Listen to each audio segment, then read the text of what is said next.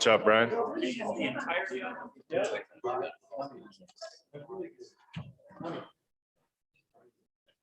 Okay, members, this what's up, Brian? Let's go ahead and find our seats, I guess. It sounds very school. Mr. Chairman, we're live. Okay, so we're all set. All right, well, we'll go ahead and call the meeting to order. Let's go ahead and take the roll call first. Senator Beitman, Excused, he's on the Zoom. Senator Cooper, Here. Senator Rothfuss, Here. Senator Wasserberger, Here. Representative Bear, Here. Representative Burkhart, Here. Representative Duncan, Here. Representative Air, Here. Representative Gray, Here. Representative Heiner, Here. Representative Sherwood, Here. Representative Western, Here. Co-Chairman Anderson, Here. Co-Chairman Greer. Here, Mr. Chairman, you have a quorum. thank you. Before we get started, a little privilege of the chairs. I'll just turn this over to Co-Chairman Anderson. Thank you, Mr. Chairman. We have the rare privilege today to honor one of our greatest public servants in Wyoming that has been with the Oil and Gas Commission for 38 years. 38 years with the, and he's going to retire on July 5th. He spent 7 years as the leader, they call him the supervisor of the Oil and Gas Commission, which is no small chore. And he's got quite a staff that he works with. And then he, of course, works with the Oil and Gas Commission, which is no small chore either. So it's a well-deserved retirement. And we'd like to recognize Mark Watson, please.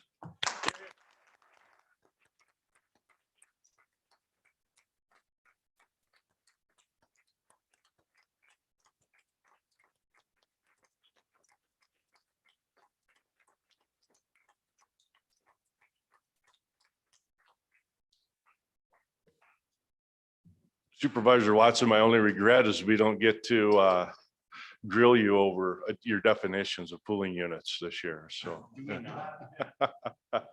No, good work, great work, actually. So, all right, members, next order of business is adoption of our rules. They have been provided to you in advance.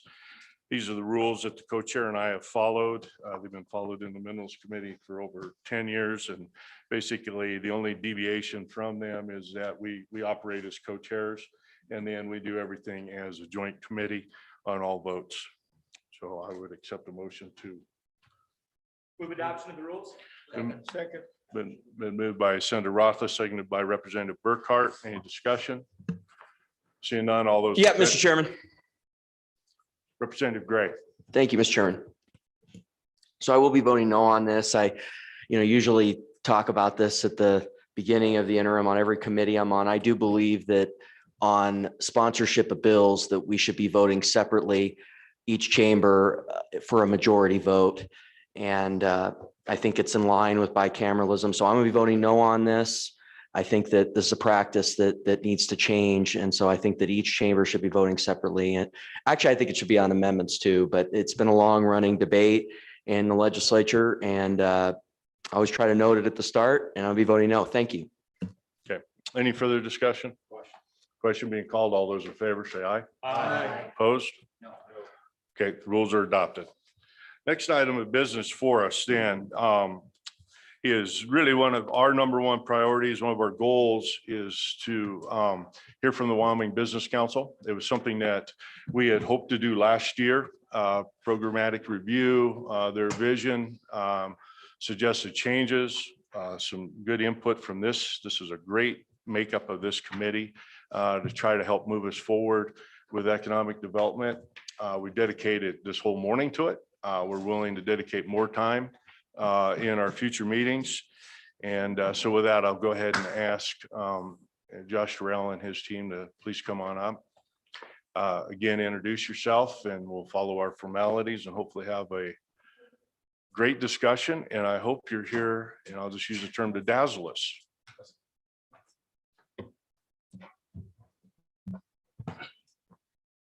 Thank you, Mr. Co-Chair. I'm Josh Durrell. I have Ron Goldberg and Josh Keefe with me today. And we'll do our best to dazzle the committee. I actually I hope that we can dazzle the state all together collaboratively. So that's part of our goal today. So I'm sure that we will not disappoint as an entire group. So thank you for having us today. And we look forward to talking through a few slides. We do have some slides to present and talk through. But obviously we welcome questions and comments and ideas from the committee. So thank you. With that, I'll go ahead and get started. If we can go to the next slide. Obviously we definitely think that challenges bring about opportunity, and we want to continue our work with you to develop the Wyoming economy and make it resilient. If everyone does have their papers in front of them, if not, you can see it on the screen here. We wanted to step through a few milestones, if we could, just to give a little bit of background and a short bit of history from the last couple years. We think that it's important to understand where we are today and where we've come from in the last few years, because we feel like over the last couple of years, we've really done a lot of work to maybe operationalize or formalize the work that we're doing to enact some of the long-term visioning that has been done in previous years and by previous administrations in order to see where Wyoming should go in the future. And one of the first steps that we took was developing and formalizing our state's economic development strategy. And it's something that I've been talking about over the last year and a half or so, is that it's not really the Wyoming Business Council strategy. It's in fact the state's economic development strategy. And its intent was to take a lot of the vision and a lot of the ideas of how to build resilience in our state and look at the economy long-term and take it down to a level that communities could employ. And that happened in 2019, the summer of 2019, through a lot of outreach. And then as we had that strategy, we began to align our budget and the way we made decisions on projects with that strategy. We did that beginning in that 2019-2020 timeframe. In fact, you're going to see in a few slides a rundown of some of the projects that have been presented to us in the last few years, in the last year, and our decisions on those, and we can talk more in depth on them. But really, again, aligning those decisions with our strategy and how we see our budgets, and we also see how we can make the biggest impact with that budget. That was we'll call it being paused a little bit in 2020. There were some events that beyond our control, but then I think that we all worked really hard with the legislature, the governor's office, and folks around the state to take a slight departure, but to help businesses be around in 2021. And so we did that, and we took advantage of that in a lot of ways, not just by helping them, but I think understanding some of the needs that they had and developing relationships with those businesses so that we could really set ourselves up for the future. In 2021, a lot of the work we've been doing is continuing to listen to businesses about what they need to really not just survive, but really figure out how to be resilient in their communities and within their business over the course of the next few years and into the future. And so we've been working on the governor's strike team to develop those drive efforts. But the other part that we've been doing is our normal course of business in business ready communities and our loan programs of how do we score these projects so that we can really show an ROI that is important to the state and show the work that we're doing is making a difference. One thing that's really important to not just me personally, but our agency, is to be able to show that we are a good investment and that we make a difference in the state. And again, not to protect the business council or to really say, oh, well, we should be around. Instead, it's really about how do we make sure that we are making the biggest impact on the communities in the state. And we've been developing a scorecard over the last few months. We've been, I would say, not developing the scorecard, but we've been putting it down in actual terms and in writing so that we can understand how these projects really match up with our strategy. what we've been doing is taking the expertise that our regional directors, our investment team, our services team has about economic development and projects, and putting that into a way that we can all talk about it, a common vocabulary, if you will, so that we can look at things like what types of jobs it creates. Does it create jobs that will be easily automated in a number of years, or does it create jobs that will not be automated in a number of years? Does it create jobs that are great wages or just okay wages for a community?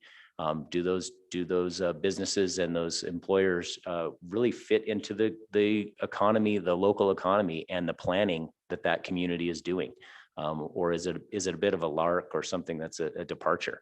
And so we're looking at all of those things so that we can begin to score projects and provide information back to you as well as our board and SLIB, so that we can make the best decisions possible. And again, it's something that's been going on, but it's not been formalized, and now it is. And so that's something that we're working on right now and continuing to score projects and look at. So, Mr. yes, Durrell, yes, sir. just, in that vein, looking at, and it's good to look at the programs and score them. But, we're at an interesting time in the state of Wyoming where at least the general impression is we are seeing migration to our state and opportunities that come around that, and hopefully opportunities with smaller businesses being developed. I don't want to see us move too slow. I want to make sure that, and that's a little bit of our mission this interim, is what can we do? What can we look at on these programs so that we're moving quickly and not studying things to death? Yes, sir. Mr. Co-Chair, to address that, I think you're exactly right. We are seeing that. And I don't think that we're moving slowly. I think we're moving smartly, but we are going to have to act, because it does turn out that even the application process for a BRC project, it takes some time, right? And businesses need to be able to move fast. So I appreciate those comments about, companies or people that are moving here, and how do we help them create opportunities for other Wyomingites and do it quickly. That's something that is definitely important to us. Yeah. So thank you. The other thing that I want to talk a little bit about is the idea of our strategic projects. And obviously we have a number of programs and services that we provide. Those have continued to operate, and we're doing those.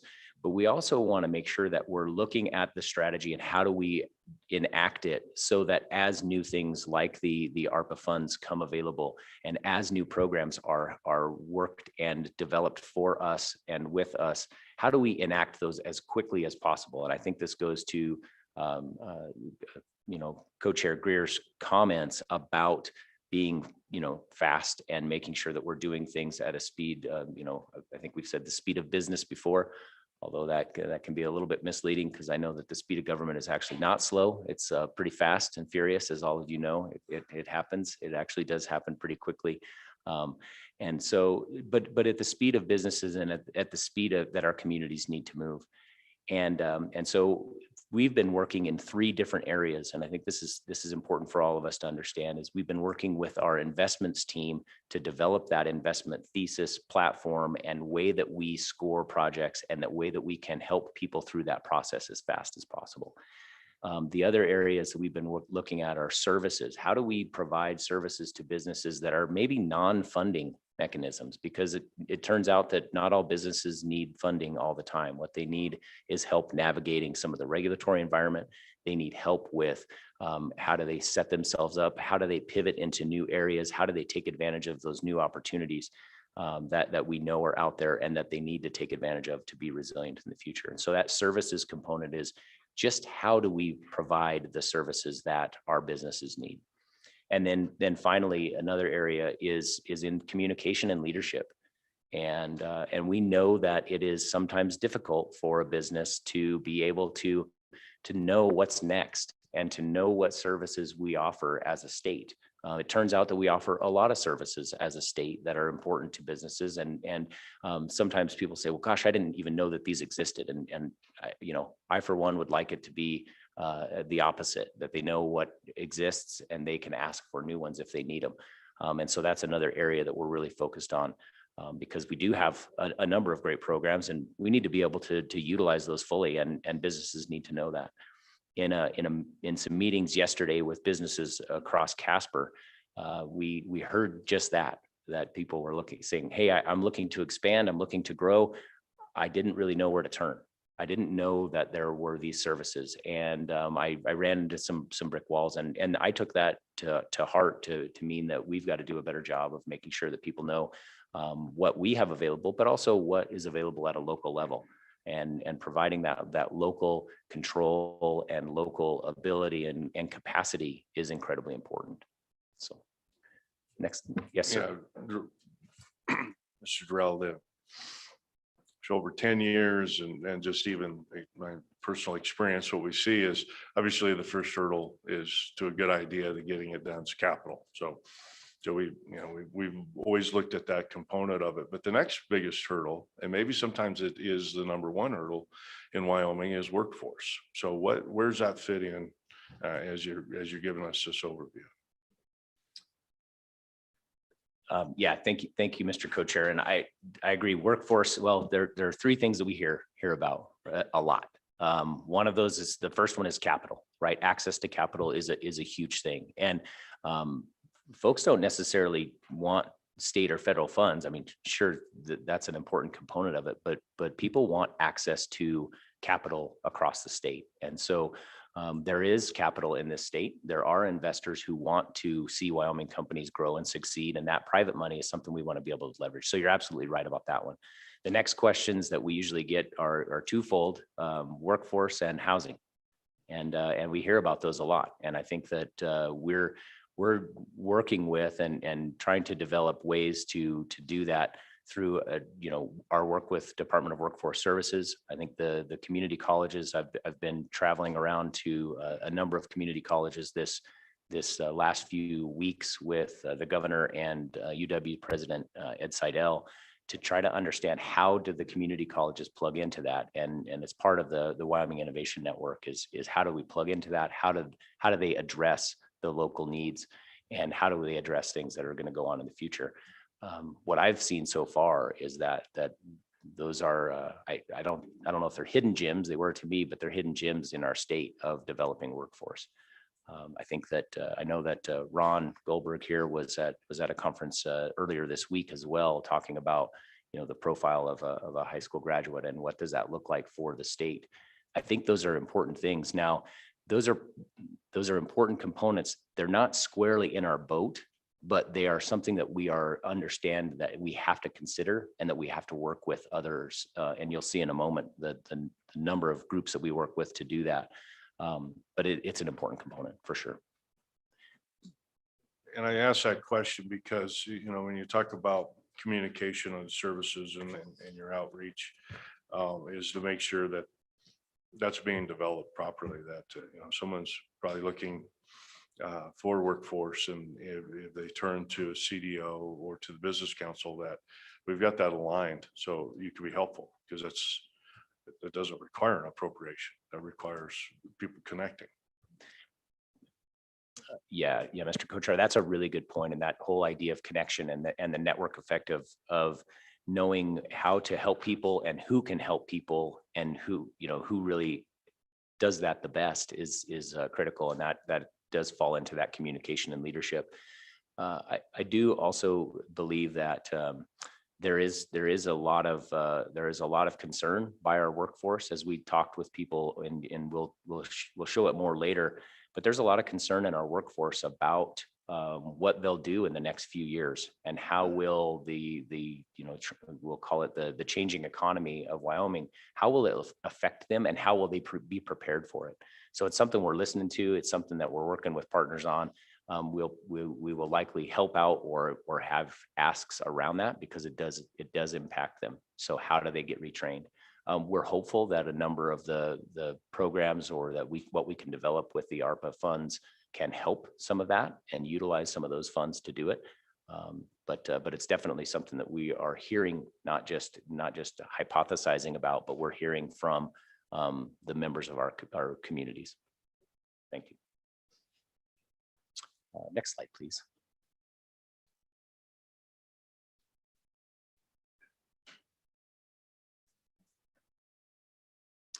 Many of you have seen this. I touched on it before.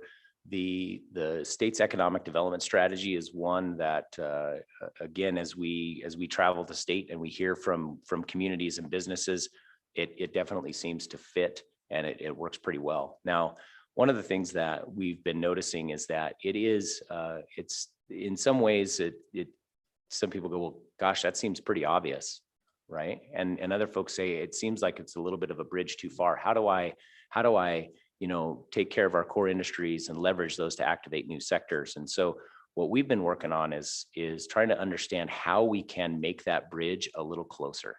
And what I mean by that is, how do we take the strategy and make it so that it's more obvious, and the actions that a community can take are more obvious to help all go along with the strategy. And then I'll give you some examples of things we're looking at doing in this, that a lot of it has to do with targeted industry studies and making sure that the things that we're good at, that we can turn those into things that will make a difference in the future. And so what I mean by that is, when we talk about adding value to core industries or activating new sectors, those are pretty lofty, even though they're not quite as lofty as other things, right? They're still pretty lofty. What does that mean? Well, what that means is that how do we take maybe technology and apply it to our agriculture, our tourism, and our natural resources economies, and how do we take those and really develop those companies that are entrepreneurial and leverage them from those behemoths, if you will, and the things that have kept us strong. And we think one of the ways to do that is through targeted industry studies, to help people understand what the opportunities are in those industries and what we can actually do to provide them a step in the right direction. Because again, having an idea is great, but if there's no market for it and there is no way to address that market, it doesn't do you a lot of good. And so that's one of the ways we're doing it. On the other side of it, one of the things that we're doing is working with communities and helping them do planning so that they can understand what economic development assets they have and how they can leverage those assets to do more and to reach those targeted studies. And I think that's a really key component. I think if you look at some of the things that have happened recently for example, the announcement about the small modular nuclear reactor that is coming to the state, that is a great opportunity, and understanding our state's economic development assets as they are today and how those can apply to that particular industry is going to be really important for us to move quickly. One other anecdote from our meetings yesterday with businesses in Casper, and it's as I'm sure all of you know, you either run businesses or know a whole lot of people who do in your communities. But as you talk to those businesses, many of the challenges that they face is not just about workforce, but it is about how do we grow quickly. And I think this goes to Mr. Co-Chair's point about doing things at a different pace. But how do we really make it easy to grow fast and to be able to take advantage of something that's a little bit different than we're used to? And we talked with a business yesterday that's in the services and knowledge sector, and it's essentially a tech company that's applied to a particular industry that maybe doesn't seem to make a whole lot of sense in Casper, when you think about the typical economy. But in a way, it's representing a very new area for Casper, one that when you can build a cluster around tech and have people who understand that, it's going to be important. And so I see that as a way to activate those new economic sectors. And one of the things that I think this committee, as well as other folks throughout the state, can do is work to encourage the differences that those bring to our communities. And the fact that it doesn't look like maybe some of our traditional businesses can be a great thing. It's a way for, one of the challenges we face as a state and as parents is that we want to keep our kids here in the state. I hear that all the time. And when I see a business that we saw growing yesterday that has gone from 6 people to I believe it was 31 or 41 people in just a few short months, and they're looking to grow more, I see that as opportunities for our kids to stick around in something that is growing and that has a great trajectory.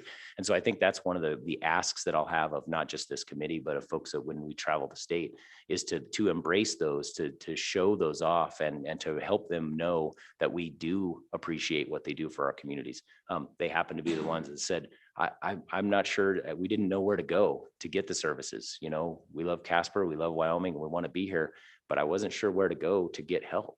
And so again, you know, that's important to us. And I think it's important to all of you to make sure that message gets back to us. So thank you. Next slide. We were talking a little bit about the network effects and how we want to focus on what's sort of in our boat versus what is in maybe our partner's boat and how to help connect those. The other thing that I'm hearing as we travel the state is this whole idea that, you know, Wyoming's a small state and we all know each other. Yet I'm not sure that we've developed a strong enough network to make sure that Wyoming, the folks that know each other in Wyoming get connected well to the services that they need. And I think this graphic demonstrates some of the work that we're doing in terms of the partners that we have, the places that we want to add value, or we want to activate, and the areas that we want to leverage. And if you look at this, you know, all of you are part of this graphic, and there are many others across the state. As we look out at the state, and as we try to align the state with the state's economic development strategy, and again, as the business council, not just executing that strategy is important to us, but we do think that it sort of makes the state go round. We feel like that communicating that strategy to everyone that is listed here and others is really important, because if we have that alignment, then we can all move in the right direction. And it doesn't have to be 100% alignment, but it's really, really important for us to continue to work with our partners. We've done some work over the last year, for example, with Dr. Glenn Morrell at Wyoming Energy Authority, and we worked closely as he was developing the strategy for the Energy Authority to align that with our strategy as the state, and to make sure that it worked together and not at odds. And that was something that, you know, very smooth to do. And again, I think it's because the strategy fits pretty well with where we want to go as a state. Mr. Durrell, I'm glad you bring that up. You know, you look at that, and it's a very busy slide. And I think that's a little bit of the problem that I see, is that we've got, everybody wants to do more than they're capable of doing, instead of focusing on being an expert in what they do. The genesis behind the Wyoming Energy Authority was to have one point of contact, one vision, one drive. There's a direct reason why the Wyoming Business Council is an ex-officio member of that board, is to make sure we have those communication. And so I think those opportunities of where we see overlap, where something shows up on somebody's org chart as a responsibility, but yet they really don't know how to do that. And that's where people get lost. And I think those are the things we need to eliminate if we want clear communication. If we want new businesses to know I can reach out to Wyoming Business Council. Wyoming Business Council is going to give me help on workforce, where I can go, get me in direct contact on people who can train my employees. You know, where can I go for refinancing my loan, or find that extra capital. Help me with regulatory issues that can be very complex and expensive to deal with. Those are the things we need to streamline. I could not agree more. That is, it's definitely a challenge. I know that's a busy slide on purpose. But it's important to know that, you know, one of the things that I've noticed over the course of the last year is that not just in the Business Council, but in a number of agencies across the state and organizations across the state, you have a lot of people who are connectors. And the 30 or so folks who work at the Business Council, they are experts in some areas, but they're also connectors, and we're working hard to make them better connectors so that we can do just that. Again, in conversations with businesses, we hear about, well, I've got some challenges in the regulatory area. How do I help? How do I fix those? Well, frankly, I don't know the answer to that, but I know that we know the people who can do that. And another area that we're working on, and this is, again, I don't want to make it too big, because otherwise it becomes cumbersome. It is the idea that we want to be able to help sort of manage those projects almost as project managers and as coordinators and follow up. I look at this a little bit like a sales process. We have a customer coming to us saying, hey, I need some help doing these things. And it's our job to get them in connection with the right people, but it's also our job to follow up and find out how that progressed and did it progress. And sometimes they don't, and that's okay. And we just need to know whether they progressed or not, and how do we help them to the next stage. Thank you, Mr. Chairman. So Josh, explain to me, do you utilize all the economic development across the state, the locals? How do they fit into this chart? I envision that they are actually your local managers, your local CEOs or whatever, that they should be the boots on the ground. They should be doing a lot of this work for you so that you aren't having to do a lot of this extra legwork. Is that how that should be working? And is it not working that way now? Yeah, thank you, Representative Duncan. That's a great question. And that not only is that how it should be working, in many cases, that is how it is working. So the local economic developers, you'll see, and it's hidden, not on purpose, of course, but it's the same size circle as everybody else, but not just because a couple of them are here. I'll tell you that they are the boots on the ground. They are a bigger circle than the small one that's tied to leverage. Of course, they're not more important than the Wyoming legislature, who is near them as well. Just point that out. It's a weak attempt at humor. I apologize for that.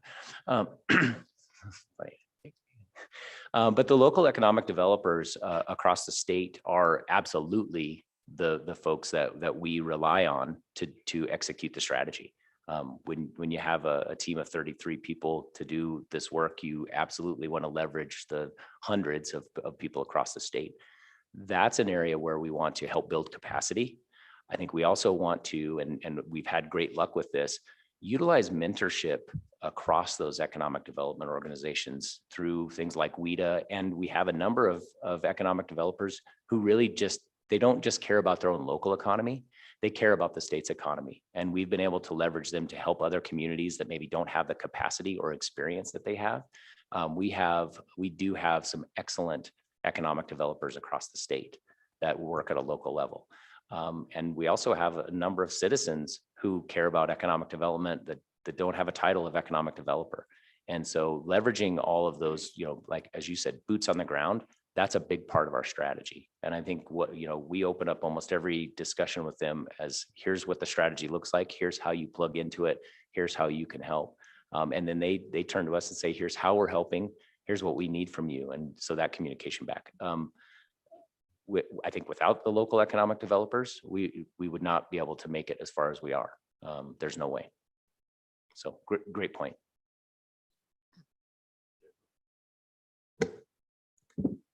Thank you, Mr. Chairman. Mr. Durrell, out of all those local economic development partners, I assume all of them are structured as joint powers boards, correct? Or how many of them are, how many of them aren't?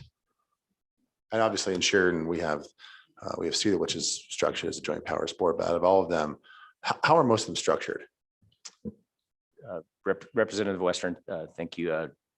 I don't know the exact breakdown. I don't believe that all of them are joint powers boards. Maybe Josh or Ron could speak to the numbers. I don't have the numbers of those. But in those cases, they work closely with the communities to be able to take advantage of the programs that we have. Does that answer your question?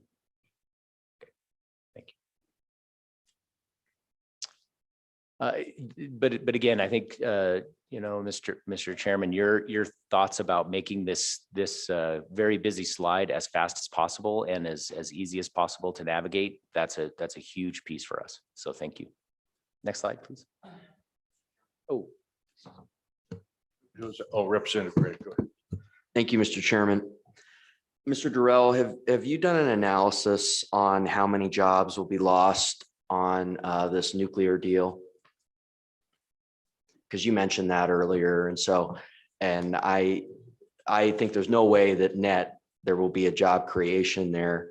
So I was just wondering the nexus of your comments on that. So what has been your analysis on what the net job loss is going to be?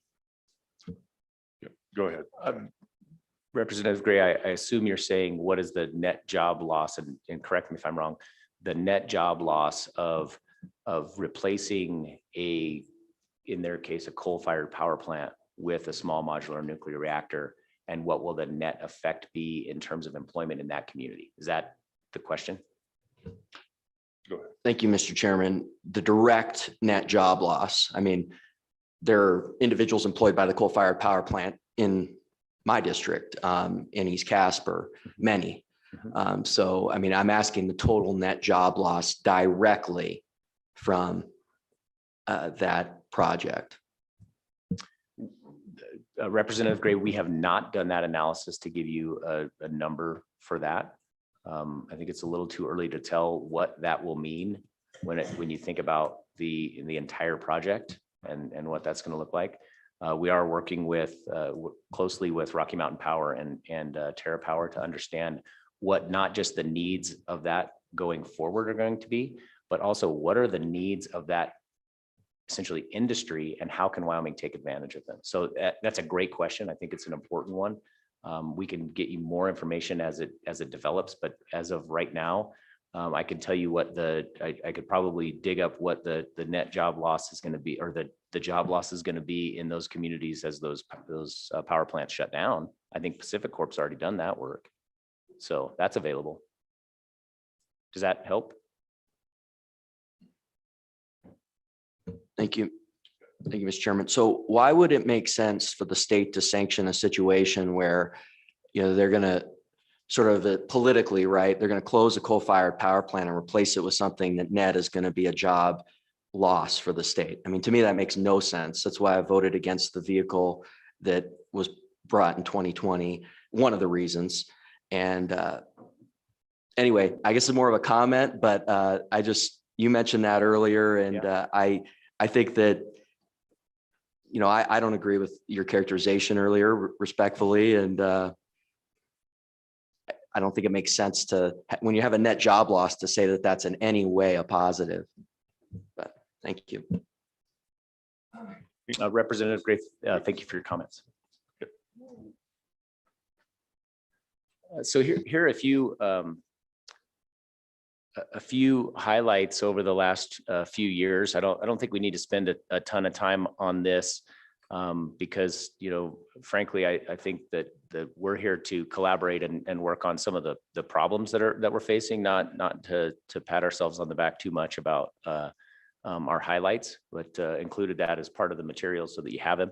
But again, it's to me, this type of a forum is probably better served to discuss questions as I've already fielded and will continue to field, I hope, over the course of this time. So we can skip to the next slide there. As we look at the problems that we want to solve, and there are no shortage of those, I think we can all agree with that. I wanted to walk everyone through the way we look at a problem as we encounter it. And I'm looking at this through what our services team has developed as a way that it's essentially a framework for solving problems. And those could be problems at a business level, they could be at a community level, at a state level. But I really think it's important that everyone understands the work that we do and how it functions, so that we don't just think, oh, well, there are a number of silver bullets out there. The business council and the legislature get together, they decide which silver bullet to use, and then they use it, because it doesn't work like that. Instead, we look at it as, what is the problem we're solving? How do we understand it and evaluate it? How do we plan around it? How do we get the right people involved in solving that? Then how do we leverage the resources that we have? Or even then, you know, saying what's next, what solutions do we need to solve it? And so this is the process that we use now. And many of you are probably fans of Deming and the whole, you know, plan, do, check, act type of a cycle is important. This is the way we look at it, and this is how we think it's best solved. Instead of coming up with, you know, quick answers to big problems and complex problems, we look at it like this. Economic development is a complex problem, and this is the way we've been looking at solving them. It doesn't always look fast on at the start, but at the end, it tends to be faster if you do it this way. Next slide. This is yet another busy slide, also somewhat intentional. Over the course of the last year or so, I've been learning about how the business ready communities and our other programs really spur economic development. And I've also heard a lot of misconceptions about how that program works. And so I wanted to utilize this slide, and we can talk through it as a way to just clarify how that program works for everyone. I'm sure the committee understands that, but those folks that might be watching, and also to help you understand how we think it's an invaluable tool to develop really an economic development cycle within the communities that it serves. And so I want to start on the left-hand side of this slide and say, yeah, it's a bit of a misnomer, but the Wyoming Business Council works with communities and businesses to develop an application to say what types of things and funding can help their business move forward or their community move forward. And so we look at funding opportunities in terms of grants and loans. And what I do want to make sure that everyone understands is that we merely suggest and approve a recommendation that then goes to the SLIB board for final approval. So we don't do that, but we work closely with SLIB to do our work and to bring projects forth that can make the most sense for Wyoming's economy. Once that is completed and that is approved and the money begins to go out as the project goes, we don't just dump a big lump sum in somebody's bank account. Those are reimbursed as the project moves forward. Those go to the city, town, county, joint powers board. They do not go directly to a business. I think that's an important distinction, and it's important for everyone to understand how that works. Now, the city, town, county, joint powers board, so on, then develops business infrastructure. And this is a key component.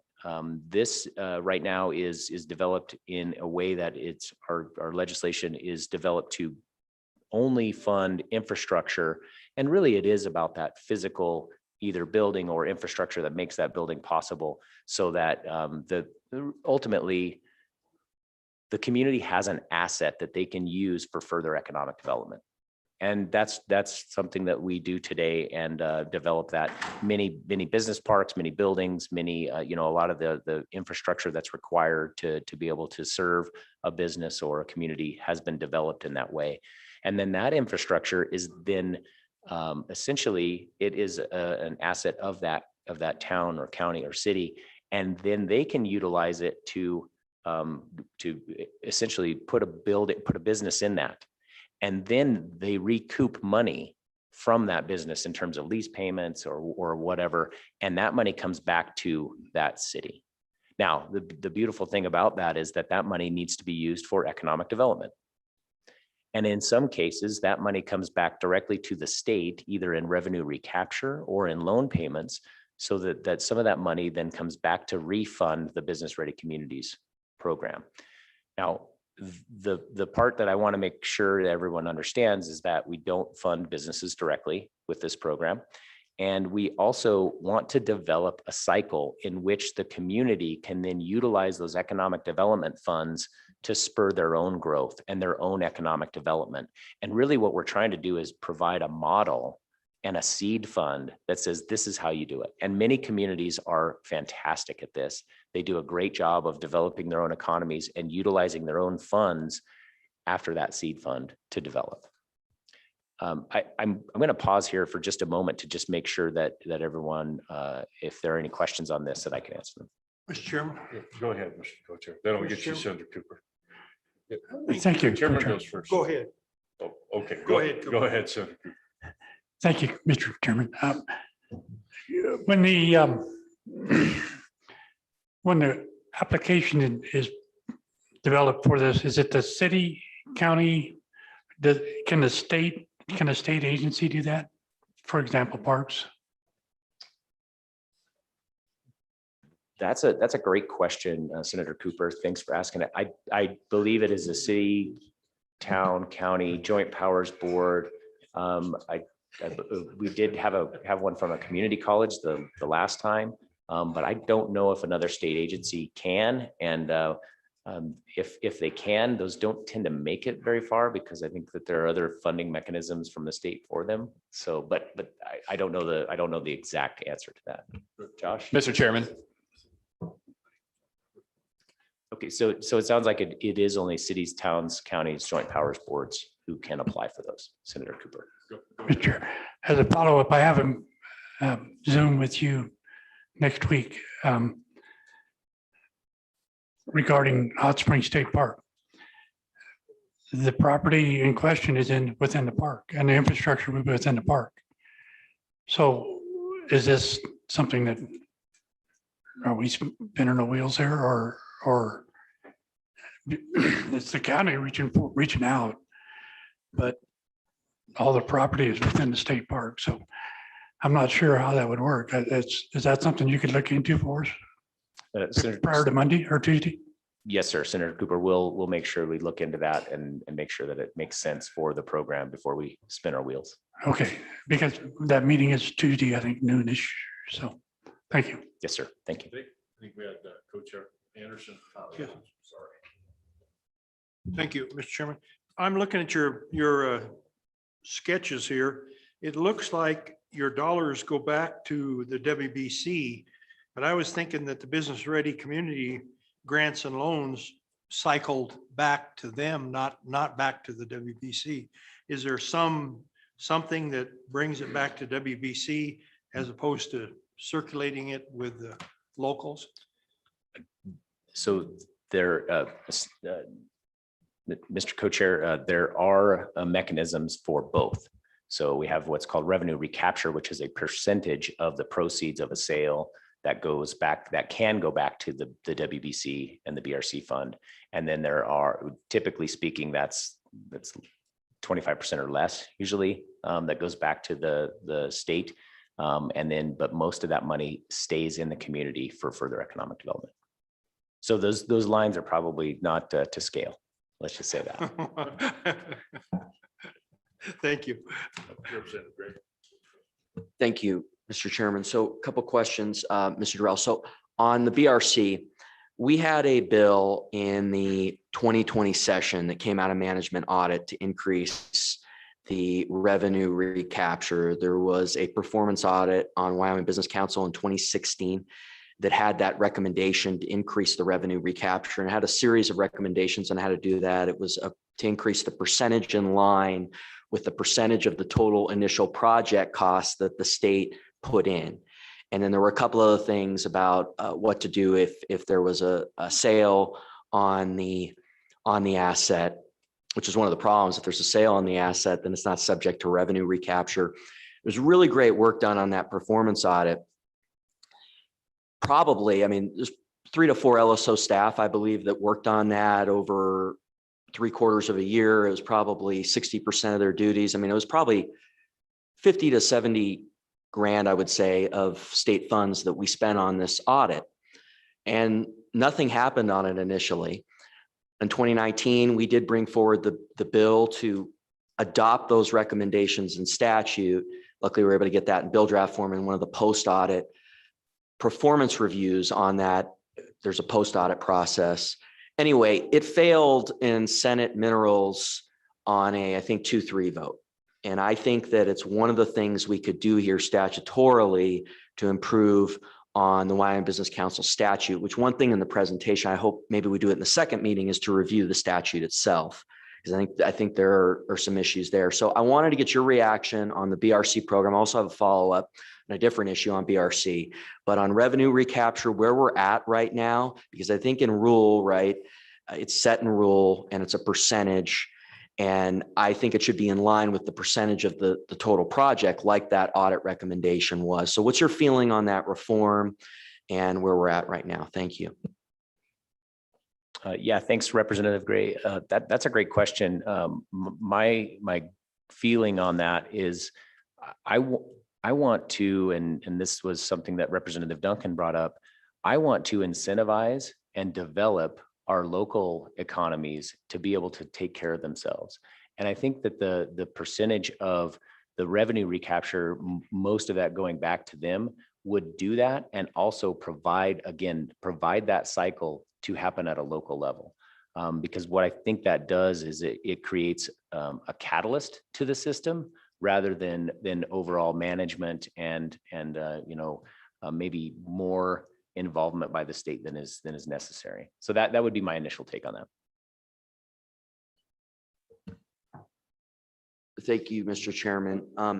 My other question is on where we are at. So with the supplemental and in the research memo, it says 17.5 million of general funds appropriated to the program. So a couple questions. One, did the 8 million from the CapCon bill that was initially appropriated, that went away, I guess, right? That was totally done away with in the supplemental. It says 17 million net. So what are we on what's your plan in this biennium? That's the initial question. What was the 8 million done with? But what's your plan on the mix of loans versus grants off of BRC in this biennium? Where are we going to be at, if you had a fiscal audit at the end of the biennium? Thanks. Representative Gray, I don't think I can answer the exact where we'll be in terms of loans and grants, because I think it's dependent upon each of the applicants and it's dependent upon each of the projects. And I'll lean on Mr. Keefe and Mr. Goldberg to follow on with that. But a lot of times it depends on whether a municipality can take on a loan. It depends on whether it makes sense for the project and the ROI. And so I don't have that specifically. Josh, anything that we should add there?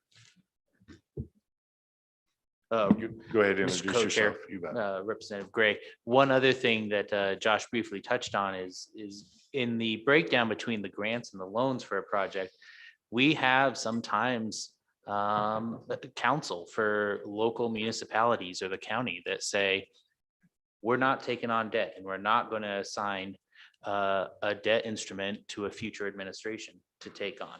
And so that is another hurdle that we encounter sometimes. And so that makes it difficult to project as well, where we maybe can do a project, for example, in Sheridan County that has a loan component. However, perhaps Lincoln County says, nope, we're not going to do that. And so it even varies not only by project, but even by the advice that those public entities are getting from their council on whether that's possible or not. So. Go ahead, follow up. Thank you, Mr. Chairman. So, I'm just seeking a target. Do you have a target range? Is it 60 to 80%? Is it 70 to 90 for the grants? Is it 20 to 30? Surely you have a target, right? That you're seeking for this biennium, right? Is it a target range? I would think that, you'd have a range 20 to 40% or 70 to 90. I would think you'd have a range of the amount of grants that you're going to grant out of that BRC. My hope is that we move to grants. Move to loans rather than grants. I think that's the model. So, I would think, it's a high percentage, and what we've heard in this committee on my first iteration is that was what they were doing. They were trying to move it to loans. So, I'm just seeking a range, 70 to 90% target for loans, or is it lower? Thank you. Again, Representative Gray, thanks for your question. I was really going to be shocked when you said you were hoping for more grants. I was like, wait a second, this doesn't sound right. I look at the term grant as a little bit of a misnomer. And so to answer your question, no, we don't have a range. We do it that I know of. And I don't know if we want to establish a range. That's a great idea, maybe something to think about. I think the word grant is a bit of a misnomer though, because in all of these cases, the money comes back to the community in a way that they can reuse it again and again. So, we could call it a loan with an asterisk, or we could call it a lot of things, but that money does come back to the community, even if it's a grant. So it's not just gone forever. And I think that's something that again, it's a bit of a misnomer. And if you look at the graphic, even grant money doesn't go and then just go away. It goes to build something that can then be utilized again and again and again. Now, does the money come back to the state as an entity? Perhaps not. But does it come back to the state as a state which is a collection of communities and a collection of businesses and a collection of peoples? Yes, it does. Hopefully that answers your question. Mr. Co-Chair? Mr. Chairman, in Wyoming, there are a lot of small communities that don't have the wherewithal to pay back any loans. And that's why we put the grant part in there so that they could get some money to do whatever the things are that they need to do in their community. So I applaud you that we need to do both. Maybe the city of Casper doesn't need a lot of grants, or Cheyenne, but KC and Wamsutter sure need a lot of grants. Thank you. Thank you, sir. Next slide, please.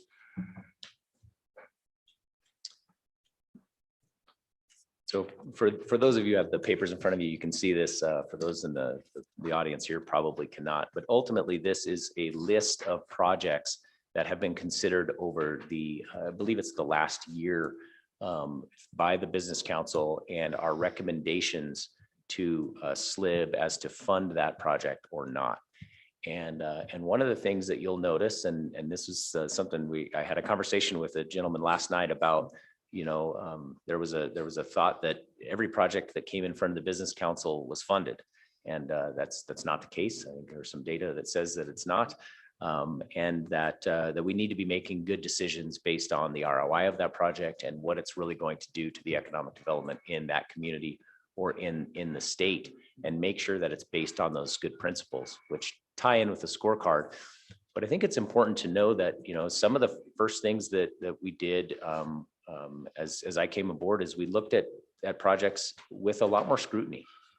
And so I think as you look down this list, you can see that a number of those projects were not pushed forward and recommended by our board. And I think that's an important distinction to make, that we are looking at projects with really sharpening our pencil and making sure we're doing the right thing. It doesn't always make us popular, but I think it's the right thing to do with the state funds that we have. And I also want to talk a little bit about this in terms of, this is not just a knee-jerk reaction to BRC's budget being smaller and us having to be a little bit, tightening our belt, if you will. In our mind, this is the way we should do all of the investments. So whether we have $20 million or $200 million in BRC, we think it's important to make sure that we do the same analysis and not be freewheeling with our money and fund everything, but rather focus on those primary employers that are going to have a positive ROI and projects that are going to make a big difference in the community based on its economic development evolution. I think we'll probably circle back and discuss business ready community grants a little greater depth as we go along. Senator Cooper, did you have a question? Thank you, Mr. Chair. As I look through this list, I'm seeing one business and the rest of it is fairgrounds, trails. Am I misreading this? Senator Cooper, perhaps, and a lot of it has to do with the project naming. So the fairground updates that you mentioned. So if you're familiar much with Niobrara County, pretty small community, that is actually, the fairground updates are for their essentially for economic development within that area. So they host a number of conferences. That's where the town meets for things. That is a building that actually does get used for economic development. Apparently one of the best quilting stores in the nation is there, and they have a giant quilting fair every year for that. It's actually a pretty big deal for economic development. That is economic development in Lusk. The Trails project, I'm glad you mentioned that. The Red Grade Trails project in Sheridan County. And we're going to touch on that a little bit more later on the evolution of Sheridan and how that fits in. One of the things that's important to understand is that there are a number of businesses, and we'll touch on those in a minute. But in some cases, those amenities make a huge difference in the economic development of a town. And it depends a little bit on their evolution. So sometimes, and you'll see, the town of Hudson asked for some work on a park, and we said no to that, because where the town of Hudson is in their economic development process is not where Sheridan is in theirs. And I think you have to look at it in the aggregate of the work that they've done to develop the primary employers. And then that was at a point where that made sense. It's also important to note on that Red Grade Trails Enhancement Project that we were one of the investors in that, but not the only. And if you look at the phases of that project, we were actually not the major contributor to that project over the course of all of those phases. And the community was very, very much behind it, not just in word, but in money. So hopefully that helps you a little bit there. Now, in terms of some of these other areas, for example, the Maven expansion, that's a business. Avalon International Aluminum is a business. The Grable Business Park, it's not for a specific business, but it's for a number of businesses in that community to expand their business park. The Riverfront Restoration Project in the city of Mills is again about bringing and providing infrastructure so that businesses can move there. So if you look across this, really, those are the areas, and many of these are also planning grants as well. Does that help answer your question, sir? Sort of. Representative Bear. Thank you, Mr. Chairman. Josh, could you just explain what time frame this covers? And is it all the applications you received in that time frame? This is for a year from March of, excuse me, Representative Bear. This is for from March of 2020 until now. So I believe that would be 5 quarters of projects. And these are all of the projects that the board ultimately made a decision on or looked at. Many applications get very close to that stage, but are not brought forth to the board. Sometimes they pull them at as they're developing them because they may not fit within our boat. Great question. Thank you. Representative Duncan. Thank you, Mr. Chairman. Josh, can you explain, because there's several on here, explain to me what it would look like, the economic development planning. What does that look like? What is that in particular? You don't have to be detailed to expose anything, but there were several on here for Town of Moorcroft, Town of Pine Bluffs. What is a economic development planning? What is that particular project? Thank you, Representative Duncan. Yeah, that is so we have a planning grant component of the Business Ready Communities program. And what that allows a community to do is to spend, and I don't know if there's an exact dollar figure on how much they can spend. They have to bring a certain amount toward that. But that's a planning grant to help them decide and what they should be when they grow up, if you will, and what economic development assets they have and what industries they might want to approach. And so we look at planning as a really important component of where they should be. So it's a community saying, look, we know that we don't want to be all things to all people. We know that we want to utilize the assets in the workforce that we have and what we can develop. And that's basically a plan that gets them started.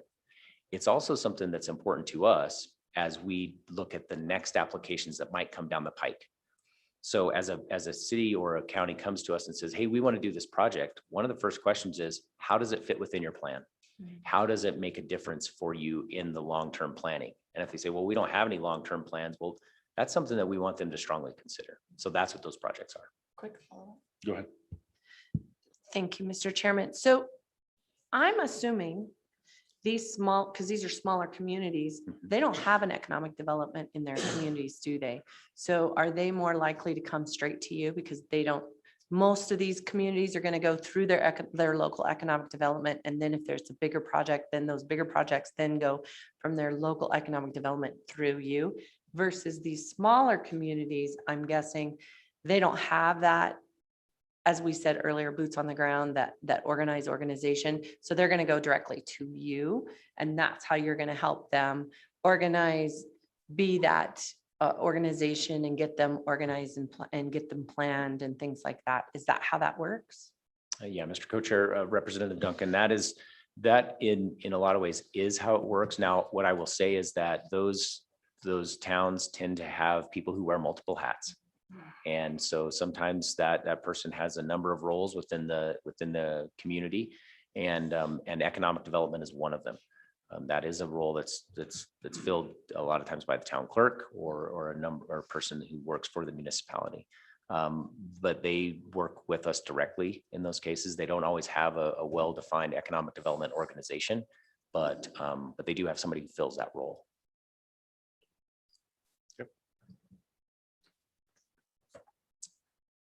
Next slide, please. Thank you.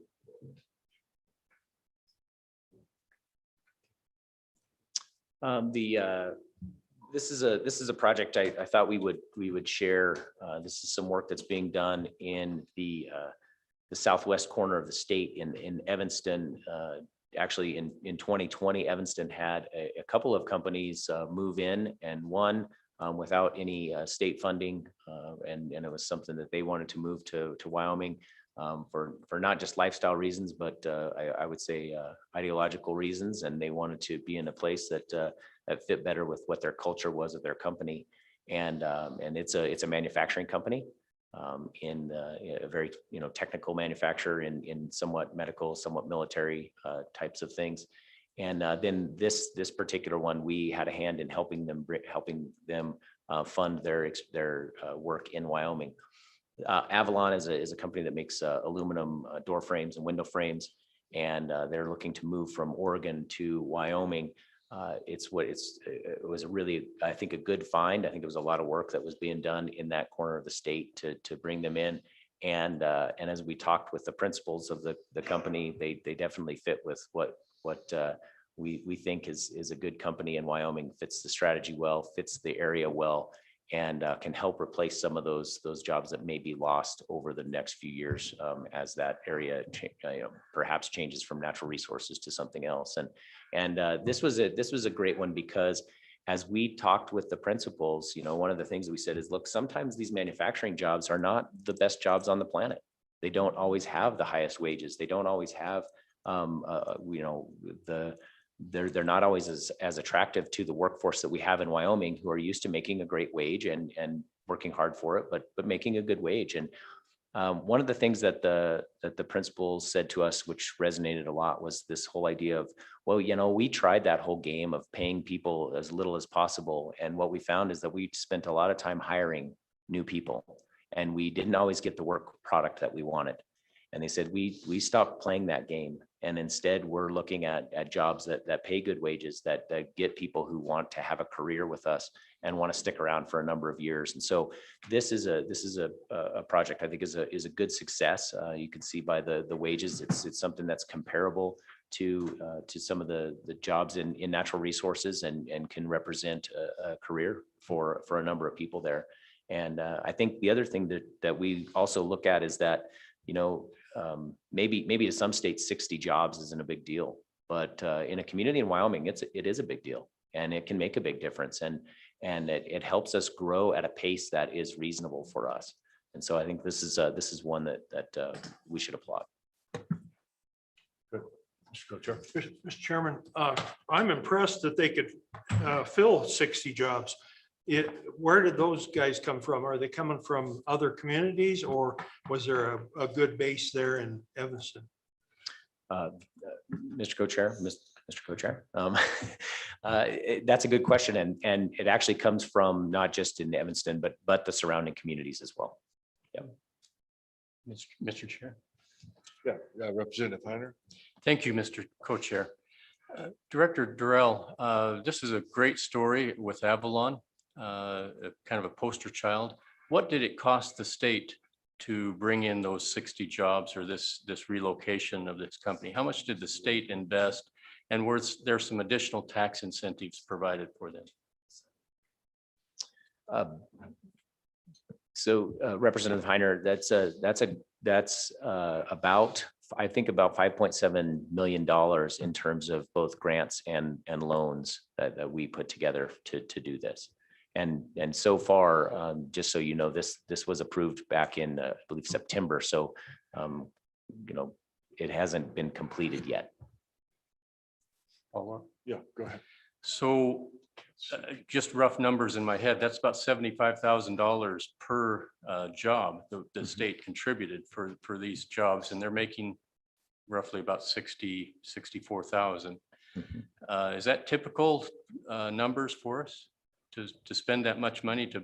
And we don't even know if these people relocated into the state. It may have been we took from other businesses, because these are pretty good high-paying jobs there. So we may have robbed Peter to pay Paul and paid $75,000 a job for that.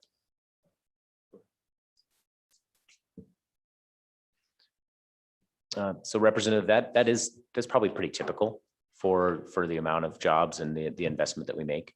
And while, yes, not everyone is going to relocate, we are going to have those cases where you rob Peter to pay Paul. But I think when you bring in jobs to a community, in our view, that's a positive. And so especially if they're good jobs. And so what I think it does is it adds to the overall economic development in that community. And so I think in the moment, in the short run, it may cause some stress on other employers. I think in the long run, it develops that economy so that it's actually stronger and more people are able to be sustained there. But that's a challenge for communities. It's a challenge for other businesses. As a bit of a side note and something that I experienced personally in my community of Laramie, as we were developing a software development company there, and other small software development companies were there as well. There's this stage in growth where people sort of protect their employees and say, I don't want you to take mine. And if you guys are doing well in hiring, then that's going to take people from me. And that stage of growth is a little tough to get through. But ultimately, what it leads you to is enough companies that are in that community that can actually support that type of worker. So when there is one software development company in your town, you're going to have a hard time recruiting great software developers. When there are 5, you're going to have a much easier time. And actually, it's a net positive. And so you're right about the transition can be a little bit sticky. But once you get past that, I think that you actually improve the workforce that you have and improve the opportunities for that workforce. Representative Burkhart, did you have a question? Thank you, Mr. Chairman. Just a real quick question. Director Durrell, the combination of grants and loans, was that through the Business Ready Communities program? Yeah, Representative Burkhart, it was indeed. Thank you. Mr. Chairman. Sorry, we had someone from the Business Council raise their hand to speak on Zoom. What's that? We have someone on Zoom from the Business Council, I think, who wanted to speak right now or answer a question. Well, okay, but Mr. Durrell is testifying right now. And so I'm going to go to Senator Cooper, Representative Western, and Representative Gray. Thank you, Mr. Chairman. Director, can you, this is a great success story, the Avalon. Can you kind of explain who recruited them to Wyoming? And does the Wyoming Business Council have a recruitment process where we're actually out seeking these businesses? And can you explain that a little bit to us, please? Yeah, thank you, Mr. Co-Chair and Senator Cooper. That's something that we work with the local economic developers on. In many cases, we're busy enough with people reaching out to us. And one of the things that we found in recruiting, and we don't have a large recruiting effort. We have one person who does recruiting. We do our best to recruit in industries that make sense for us and to support the economic development strategy of the state. And so we're working mostly with ferreting out those inbound calls to us and making sure that those match up with us. And so I don't know the exact particulars. I know that in Evanston, the economic development organization there was the one that would really carried the water on this one. They did a great job of working with this company in Oregon. I believe this company may have reached out to them and others in that area. And then our regional director assisted in that recruitment. We don't do a whole lot of what I'll call elephant hunting, where we cold call businesses and see if they want to move to Wyoming. I get asked that a lot, actually. So it's a good question. And the reason is because moving a business is it's not something that people decide based on a phone call. It's something that people decide over the course of years. And so we work more closely with site selectors and businesses who are looking to move, because that's a much better target for us to be in the mix of somebody who's saying, hey, I want to move and Wyoming's on the list, versus we're sitting here, we're doing our job and somebody calls up from Wyoming and says, hey, what do you think about Wyoming? So that's our process tends to be more reactive and address those opportunities that come to us. Yeah, follow up. Go ahead, Senator. One of the things I've seen here is that Wyoming as a whole, we've this group and in the past has done a great job of developing a wonderful business climate, probably one of the best in the nation. But most people in the nation don't even know where Wyoming is. We do a really poor job of selling ourselves, no matter what it is, whether it's industry or business development plans. Do you think recruiting, not necessarily cold call recruiting, but I feel like we should have a group reaching out to the rest of the world and explaining who we really are and what our business model is. And I don't see that happening. Do you have a plan for that? Mr. Co-Chair, and thanks, Senator Cooper. We actually do a really good job selling. What I will say is we don't do a great job of promoting or over promoting. And I think that has to do with, frankly, it comes down to resources.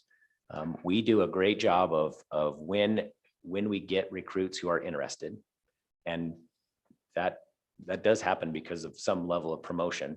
I think probably tourism would tell you that they're the best level of promotion we have, and we'll let them discuss that. But we do a great job of understanding what a company's needs are, understanding its fit within Wyoming, and then getting them here. Do we have plans to tell the whole world about Wyoming? Boy, that would be fun. That would be great. That'd be really expensive. And I don't know if the effect would be as great as we expect it would be. And I think that's the challenge right now, is that for the resources we have, this is the best use of those resources. If we were able to do Super Bowl ads and promotion all over the place and do that would be, again, be pretty cool, be pretty fun, probably result in some more interest. However, we don't have that. And frankly, that's not in our plan. We want to be really, really good at closing and maybe less good at telling the world about us. I think there's a balance there. So that's where we are today, sir. I think Representative Western, and then I think Representative Gray. Thank you, Mr. Chairman. Mr. Durrell, I think you said that Avalon got about 5.7 million. Did I hear that number correctly? Could you guys maybe break that down in terms of walking us through how the BRC program specifically went? What was the breakdown between loans and grants? What was that money for the loans used for? What assets did that acquire? And as well as the grant money, and how was that used? Mr. Co-Chair and Representative Western, we actually have Julie Kozlowski, who leads our investments division, online. I misspoke. It was actually 4.3. So Representative Heiner's going to have to do a little different math now on that. But anyway, but the point is taken either way. So she can answer the details on that and exactly what that covers. Is she, Dan, is that who had? She is. Is she available? Oh, we go ahead, because I'm curious myself. So, yeah. Mr. Chairman, this is Julie. I'm available. Yeah, go ahead. There you go. Thank you. Mr. Chairman, members of the committee, the Avalon project was about 4.3 million, 3 million grant, 1.3 million loan. And we will realize recapture on that grant piece as well as the loan repayment. So I think to follow up to Representative Western, go ahead. Mr. Chairman, thank you for giving us the hard numbers. Could you maybe break that down in terms of the specific assets that the 3 million in grant went to and that the 1.5 million in loan went to? Yes, Mr. Chairman, Representative Western, that the the funding all was directed at constructing the facility. So it's, you know, and we typically do grant funds first and then utilize the loan. In the event that there's any cost savings to be had, it's helpful to the communities to realize the savings on the loan piece. But again, we do recapture some of the grant as well. So we still gain some of that back into the BRC fund. And then, of course, we have a new facility that will be on the tax rolls as well. Go ahead. Thank you, Mr. Chairman. Maybe if you could be just a little bit more specific. So was that 3 million in grant, was that going towards purchasing the ground? And was the $1.5 million going to actually building the facility? Or was the loan going towards equipment and hardware to get it stood up and all that stuff? Or do you have that information on hand or no? Thank you, Mr. Chairman. Go ahead. Mr. Chairman, Representative Western, and I don't have the write-up right in front of me, but if I remember correctly, the building was to be built on, the land was donated by the community, and then the funding was to construct the facility and put in the infrastructure necessary to serve that facility. We do not do equipment, so the company was on the hook to provide all the equipment that they would need to operate.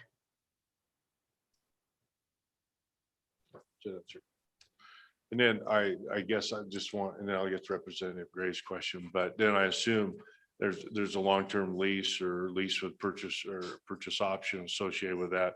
Those funds then flow back to the CDO with recapture to the state. Is that how, I mean, I think it's important we understand the structure and the concept of these types of ventures. Mr. Chairman, that's correct. There's a lease, and the lease payments as well as a potential sale of the building are always contemplated in the documents that put the project into place. And then, you know, each project is unique, but a particular percentage of the lease payments and building sale remains in the community for reuse and other economic development ventures. And some of that returns to the Business Ready Community Program for reuse in other projects as well. Before we leave this subject, it may be very useful if, and no one's picking on this project, okay, but so it's a recent project that your administration's worked on, your group, is maybe it'd be good for us to see, and I like the one pager concept, trust me, but you know, this is how this was funded. This is what the state funds were used for. This is what the local did. This is the structure, because it's all public information. This is the structure of the relationship between the CDO and the business and the Wyoming Business Council to see how that works, so we clearly understand the mechanisms of the BRC. And I think then that helps the committee.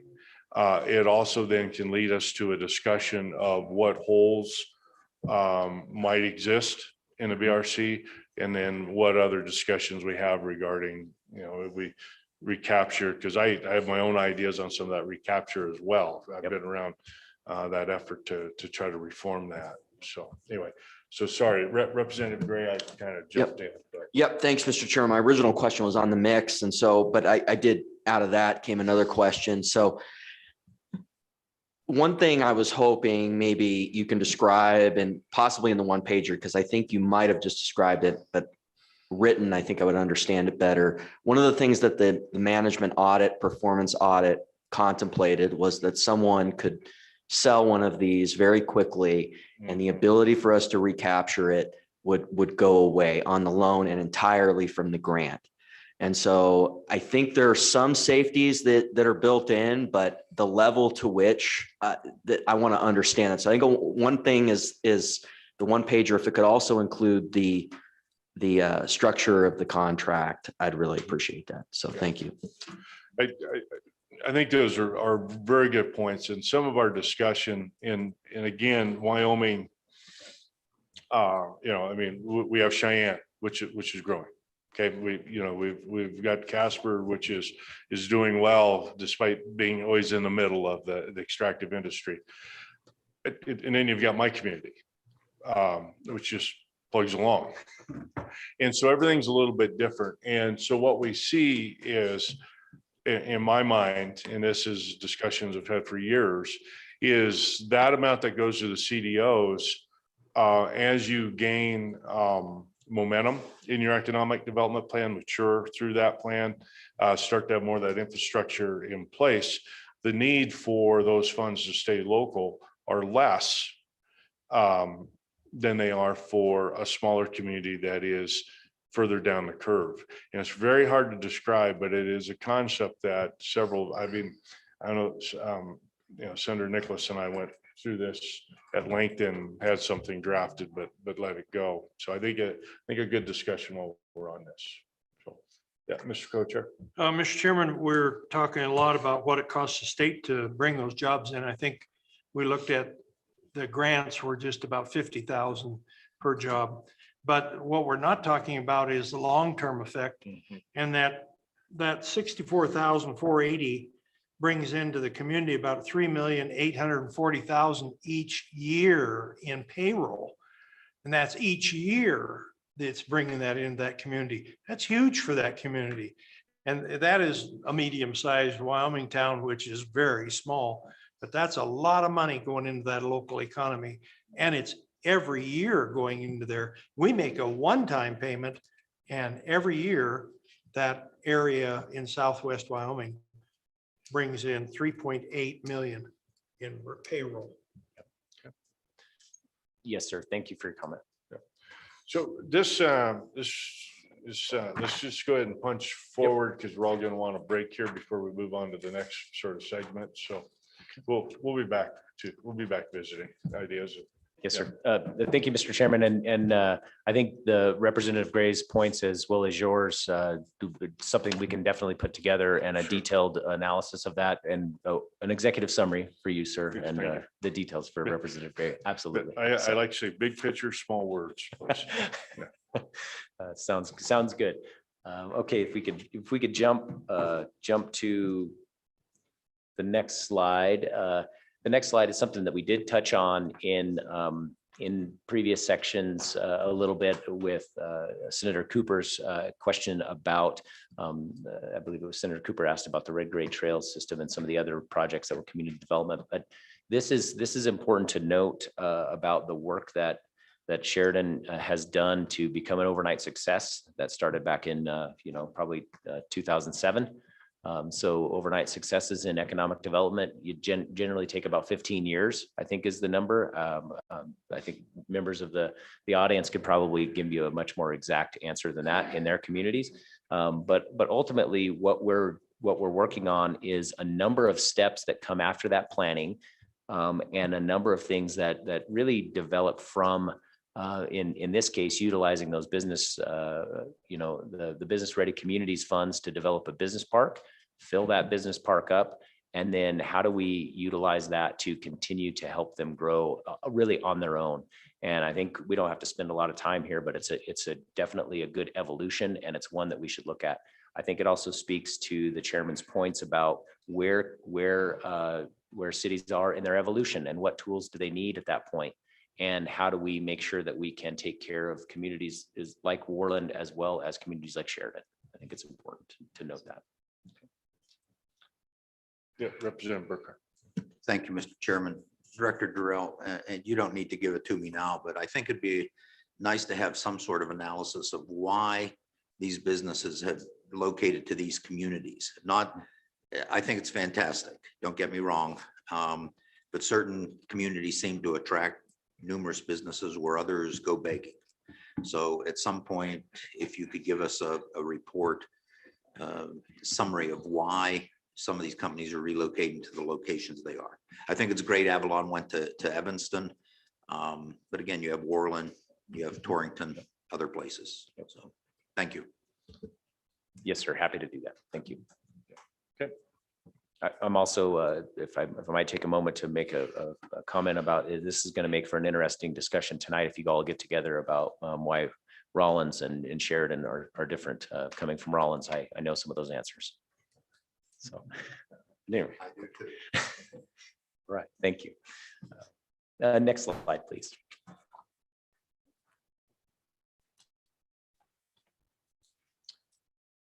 So these are a number of our programs, and one of the things that we always want to look at are areas for improvement. And we've been approached by and work closely with this committee to continue to improve them. I think a number of you have mentioned ways to improve these and your efforts to do so. And again, we don't have to spend a lot of time on this slide, but I think what we do want to spend a lot of time with is more discussion on how do we improve these? How do we take them to the next level? And their effectiveness has been good over the years, but how do we make them better? I think we've already heard a couple of ideas from Representative Gray, from Representative Greer that can make these better. We're definitely open to them and ways to look at them. I think a few things to think about, though, are over the last, I think we'll cover this in a future slide, but over the last year, a number of the programs like SBIR Match, that actually went up. So we started to see innovation, an area that we think we can work on more, maybe not just with state money, but with federal money, is on that entrepreneurship and innovation area. And how do we really incentivize that? And how do we develop that so that it's moving forward?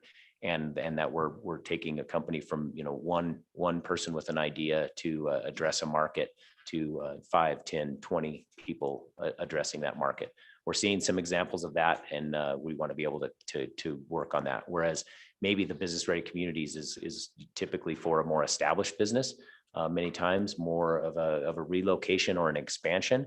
We definitely want to beef up that entrepreneurship area. And then the other thing that we're looking at, and I think it's important for all of us to think about, we talk a lot about primary employers and how do we really develop an ROI for a community.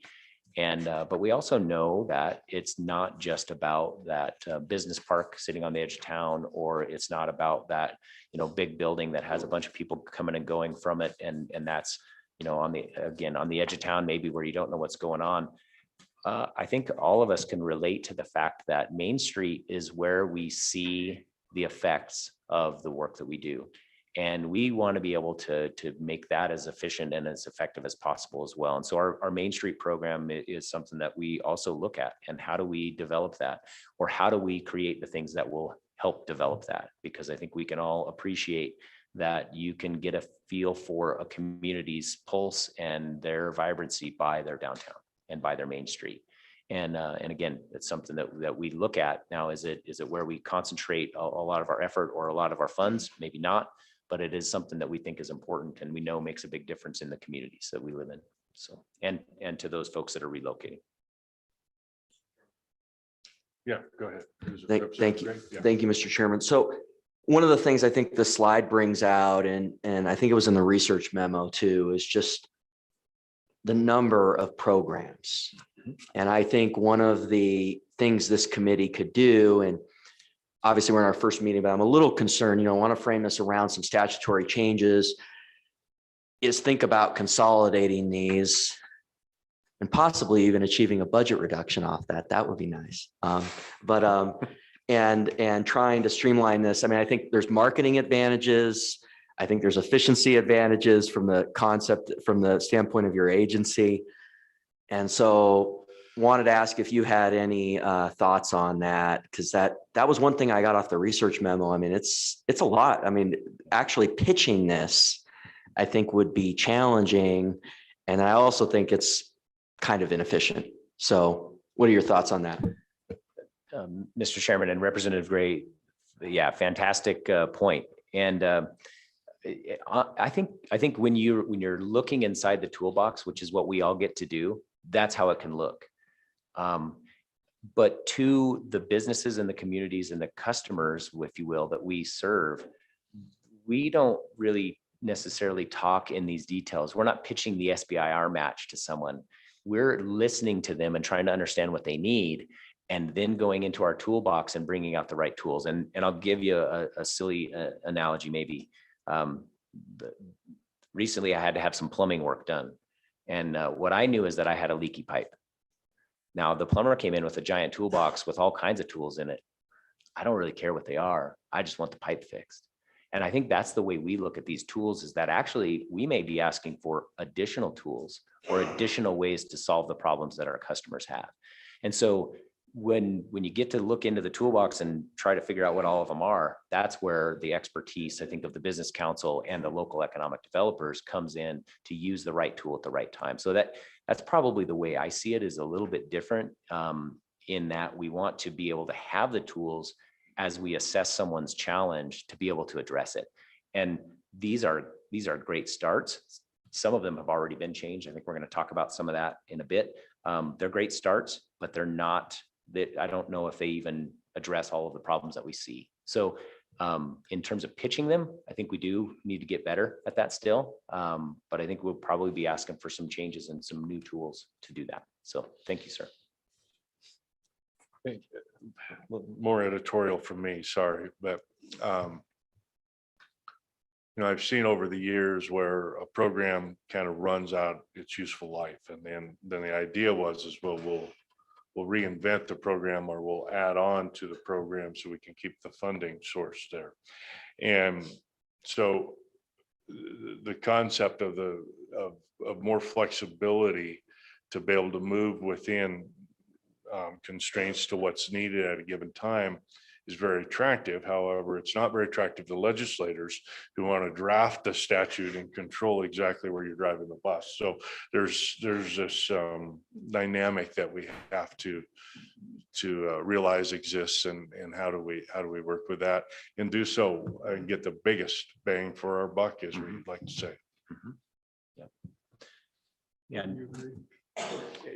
I called it editorial before I started. So. Thank you, Mr. Chairman. I get a free pass. Next slide, please, if you could. This slide talks about metrics. I think the folks on the committee have probably seen this. As you can see here, new jobs and the opportunities index actually went down. And so the say, well, that doesn't seem like a great thing. And I would agree. However, the thing that went up were the wages of those jobs. And I do think that that's an important component. It's something that we want to look at, quality jobs. I think the infrastructure within our communities can support fewer great jobs than a whole bunch of not so great jobs. And so we want to look at that and be cognizant of that. We also want to look at the amount of investment in creating those jobs. And if you take a look at that, that has gone down 15%. I think what that really means, if we jump to the next slide, is that we're trying to do a better job of, again, making decisions based on how it's going to impact the economy of the community, how it's going to provide a good ROI and a mechanism for that community to do economic development on its own. And I also think it's a focus on, again, respecting the fact that we are in a spot where we may not be able to support in a community 1,000 new jobs from a business, and definitely not 1,000 new jobs at low wages. That's not what we want to achieve. And so we're doing our best to structure our decision-making around great jobs that a community can support, or a community and the surrounding areas can support. Otherwise, we're just going to catch ourselves in a bigger problem. So that's something that we're really working on. I also do think that, and this came out in a discussion I was having with the gentleman last night about the types of projects that we're funding and our ability to say no. And it is something that's important to us to be able to say, hey, this isn't a project, this might have been a project we funded 5 years ago, but it's not a project that we're going to fund today. Because of how we're looking at things. And so I think that's an important component to this is understanding what these metrics tell us, understand how we can continue to make decisions, and providing that information to this committee, I believe is going to be helpful, because then again, as you look at how do we spend the state's money and get the biggest bang for our buck, we can be able to tell you, well, these are the types of projects we can fund with that, and these are the types of projects that we're not going to fund, and kind of all be in it together. So I think these metrics hopefully help with that. Next slide, please. I think we've talked about this theme a little bit. You don't have to read all of this, but I do want to say that it does depend on the evolution of the economy that we're working in. We've mentioned some of the differences between, and they happen to be large and small economies across the state. But it's important to understand that, and metrics tell us a lot, and we want to be metric driven. It's not the full story, but it is something that we look at carefully in each of these projects, is the softer side of things as well. We definitely want to do that, at least understand it. The next slide is it's a simpler graphic, but ultimately we are, we leverage our partners, as we mentioned. They're the boots on the ground. They're the folks who get things done. They're the ones who do a lot of work on that. We encourage planning, but we realize that there's a system where the community and the businesses and those jobs and people, they all work together. And so where we really focus and try to understand is that those gears in between, if you will. And that was something that we worked really hard to understand, not just because of the ARPA money that's coming toward us and how we can utilize that, but because that's the game the Business Council plays. And so we were able to apply that to some of the work that the governor's office is doing in terms of the strike team.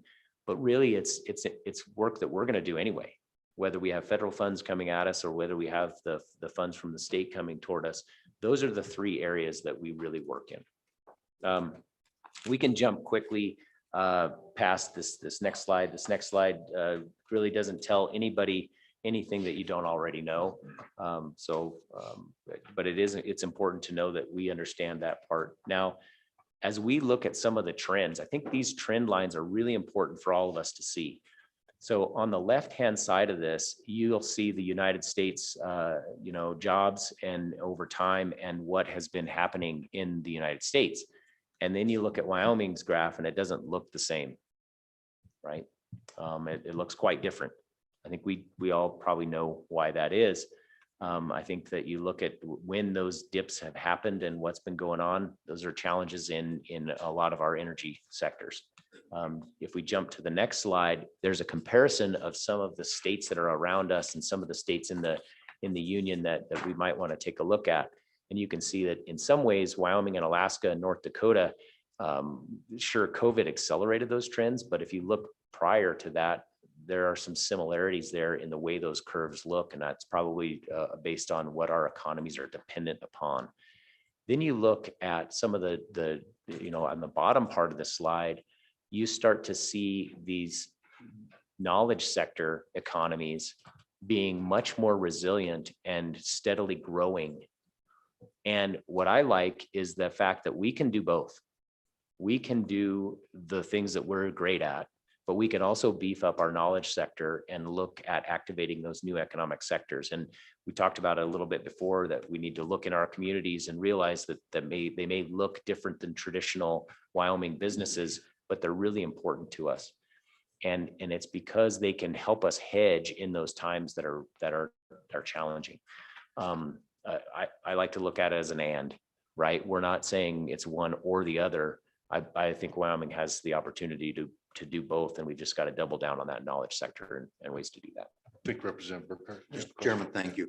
Director, would you define what you mean by knowledge sector, please? Yeah, and I should thank you, Representative Burkhart.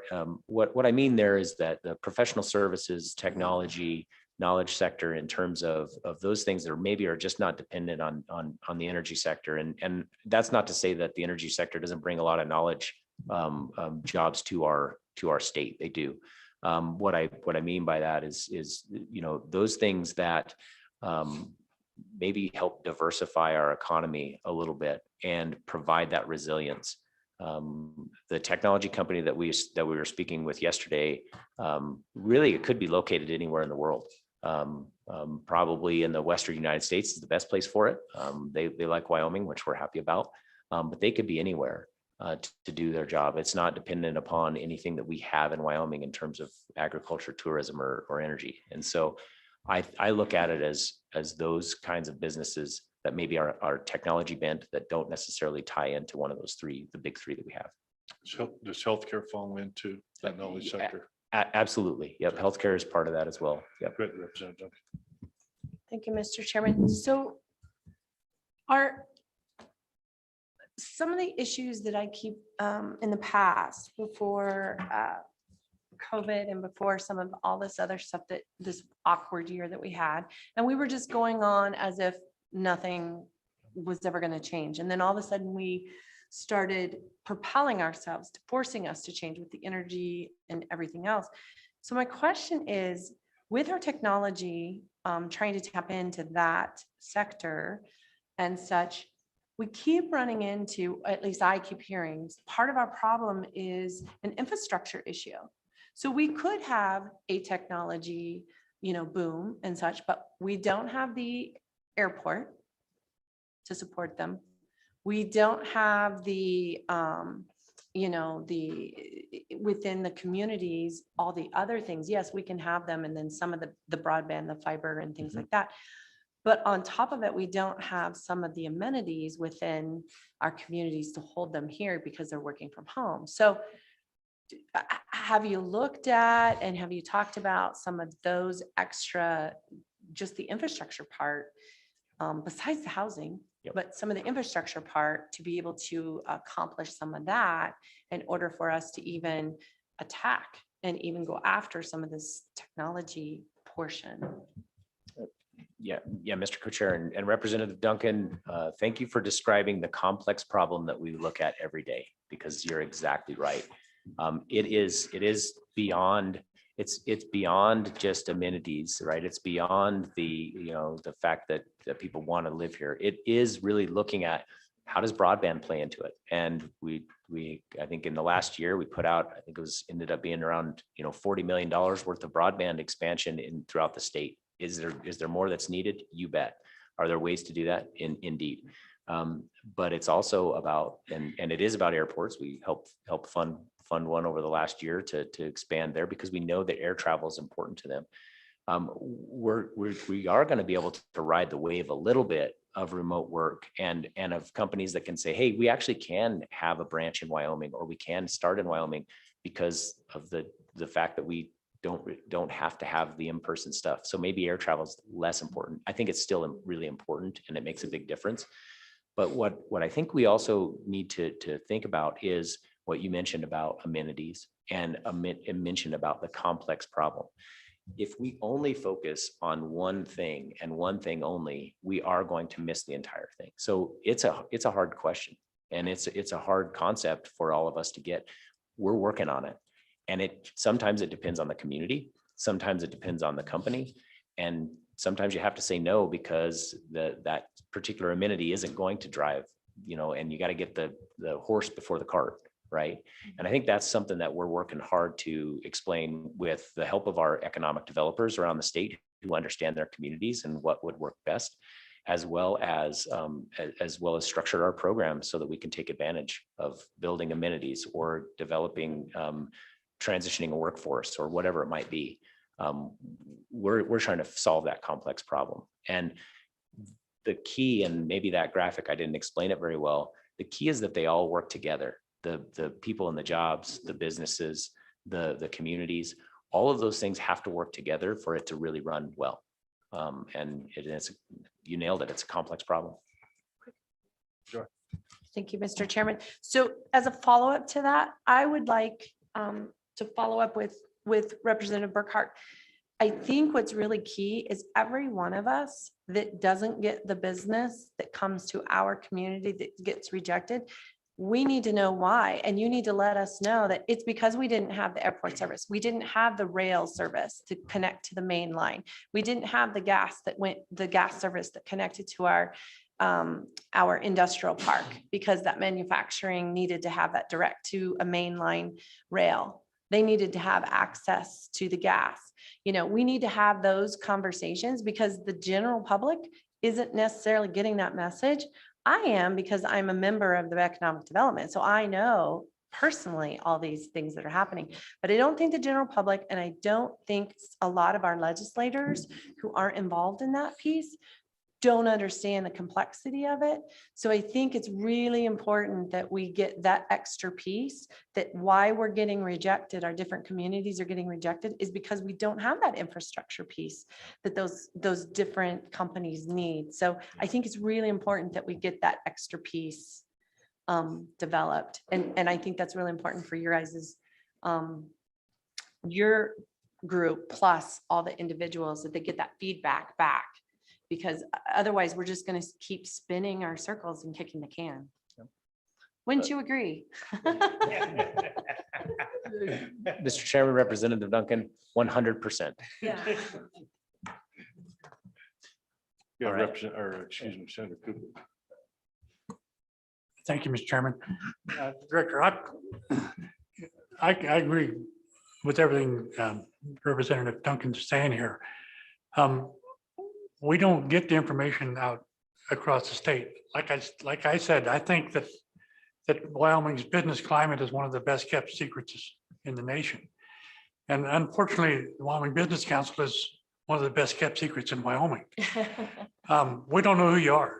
As I've been in business personally for 40 years and I've never had any interaction with you prior to being in the legislature. So is there a way that you can get your message out to the people, to the businesses better? And can you, back on the recruiting side of it, can you put us together some thoughts on what it would take monetarily to, because we can maybe gather up a few dollars to go out and start a project to see if we can do some recruiting to really, and by recruiting, I mean, I see us sitting here like a real estate agent. And we sit here and wait for a customer to come by instead of aggressively going out and seeking a customer. And I'm not talking cold calls. I'm talking about, we need to really advertise ourselves in the business world and let people know who Wyoming is, who the Wyoming Business Council is.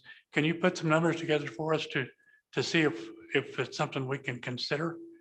But again, you are a very tightly held secret within the state of Wyoming. I'd like to see us do a better job of letting business entities within the state know what you have available. Thank you. Yep, Mr. Chairman, Senator Cooper, thanks for those comments, and we'll take them to heart. And yes, we can put that together. And I agree, we've got to do a better job of letting folks know who we are, what we can do for them, and how great Wyoming is. So yeah, I agree. Thank you. We'll just keep going. We'll get as far as we can, then we're going to break at 10:30 but we'll keep going till then. Yes, sir. And I think some of these next slides are probably, just we can get through them pretty quickly. The next slide talks a little bit about, why our graph looks the way it looks on the previous slide, which is, we lost a lot of jobs in really high paying sectors. Mining and construction are two sectors that pay pretty darn well, and we lost a lot of jobs there. So I think it's important to realize how impacted we are by that. But again, probably preaching to the choir on that. So we can jump to the next slide. This is, oh, yes, sir. Yeah, go ahead. Mr. Chairman, I have a question on the United States part of that. Construction is very minimal, maybe minus 200. Yet in Wyoming, number of jobs lost were in the thousands for construction. Do we have an explanation for that? I mean, we're still building things and doing road work and that kind of stuff. Why did we lose so many construction jobs? Mr. Chairman and Senator Anderson, I don't know the exact reason on why we lost so many there. And yes, I think in terms of the nation as a whole, I mean, as you probably saw from the graphs, the nation as a whole continued to grow. Their economies continued to inch upwards, and ours went down. I think that while we still do have some housing challenges and people are working, compared to the rest of the nation, we just don't.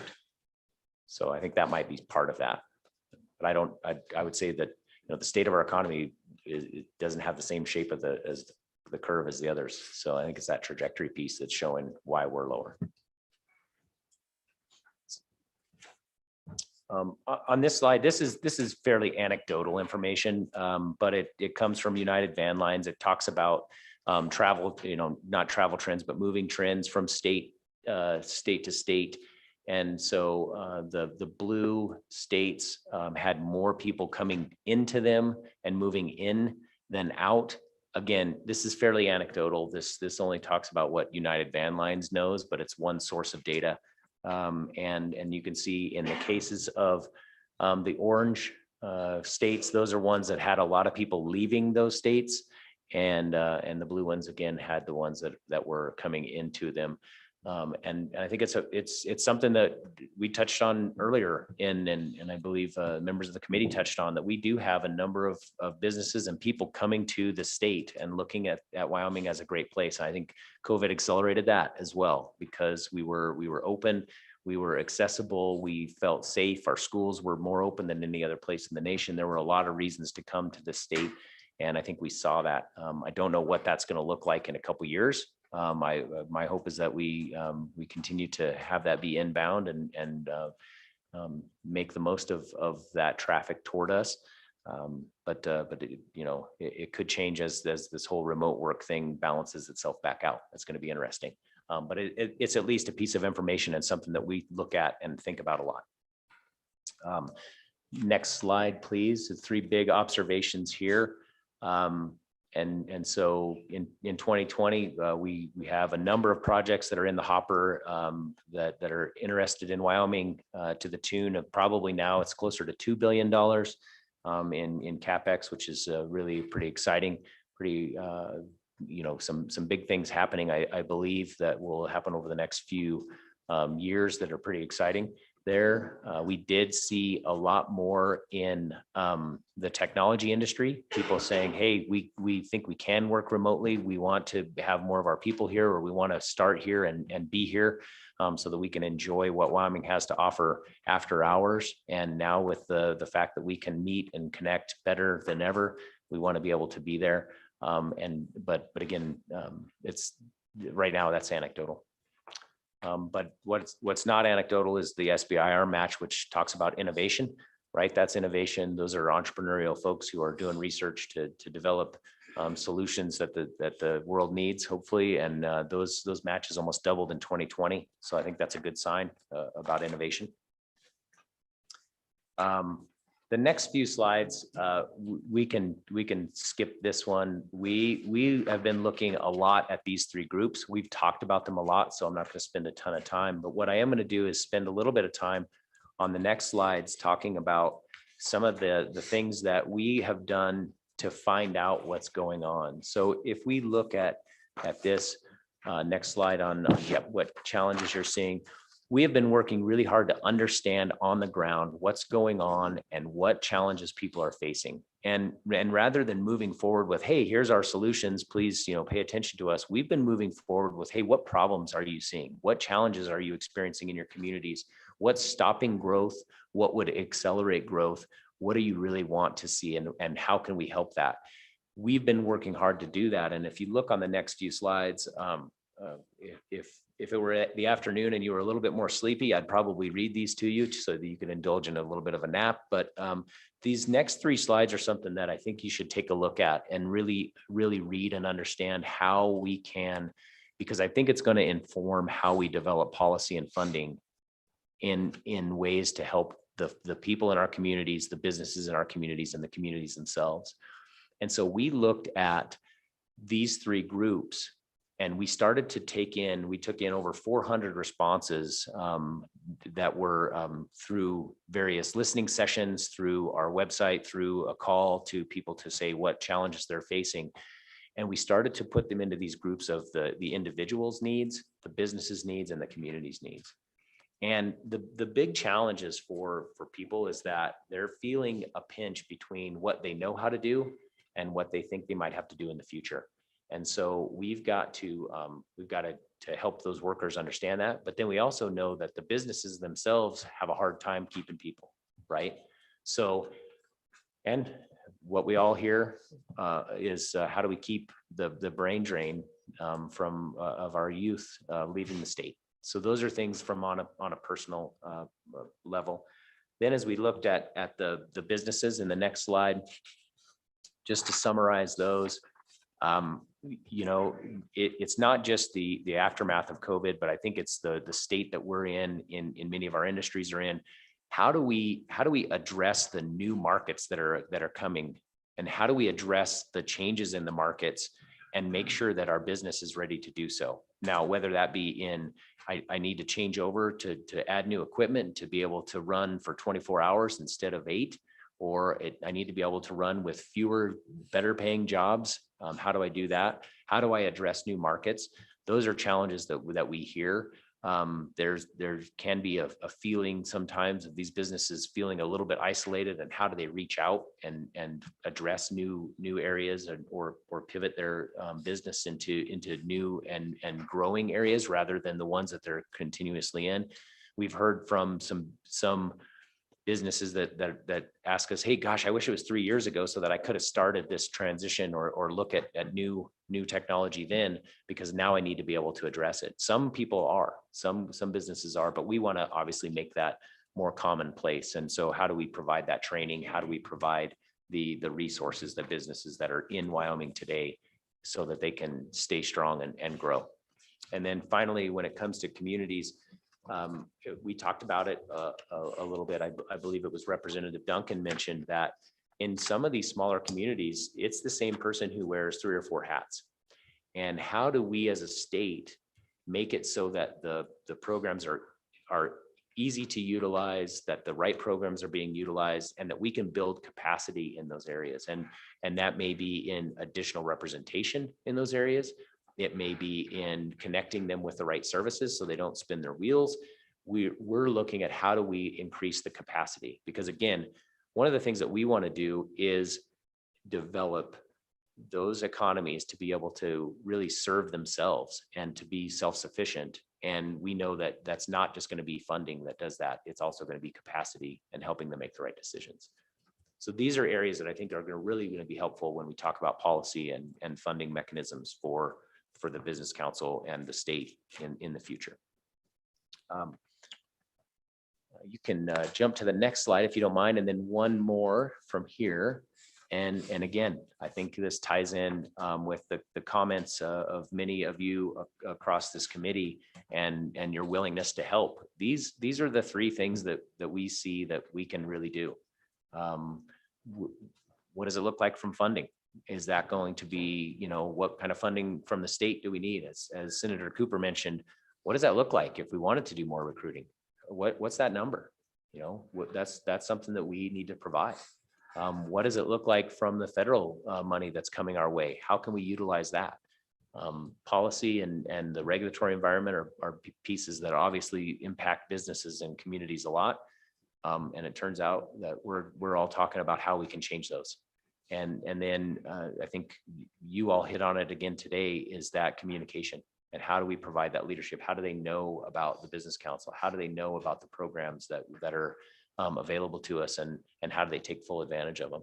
Those are the 3 things that we're essentially asking you to help with. And you've already done a lot today in this short amount of time, but I think over the next few weeks and months, we're going to be able to make a lot more progress.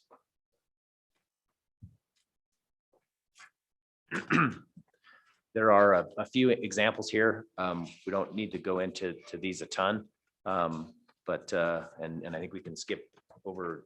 This is a good slide to look at, but jump into a slide or so after that one. Next one, you can go to the next one as well. In the interest of time, it would be just me talking about some things we learned over the year, but these are again some of our asks of this committee, and I know that this is not just an ask of from us to you, but also from you to us, and I think this is where the collaboration that I've already seen within this group, and the ideas that have been shared with me, and then the listening that you've all done, I think can make a difference. So. And Josh Keefe can talk to some of these as well, but those, simplifying the loans and how they work has already made a big difference. I think the number of loans we've considered and we're looking at based on some changes that happened back in 2020 made a big difference, and then we'll continue to do so. But we also need to continue to listen and be able to act on the things that people need. And Representative Greer mentioned those earlier today. You know, what are the things that are beyond maybe beyond infrastructure, but also how do we move fast and be able to act when a business needs us? I think that funding and policy work together in that way. And then leadership, hearing from you today is obviously critical, and being out in the communities now more than we were able to do last year has been a big difference maker. That's something that we have to continue to do, be visible, be available, and be there to listen to you as well as your constituents. So, you know, thank you for your time and support, and stand for any questions you have. I know we've got more to do in terms of challenge loan and some of those, but Right, yeah, we'll get into more of the meat and potatoes, but right now, this committee, let's just take a break. I got, it'd be 10:35, try to get back 10:45, 10:50, get started back up. So, Mr. Co-Chair. Sounds good. Okay, so we'll Great. go ahead and recess here for. Thank you. Minutes.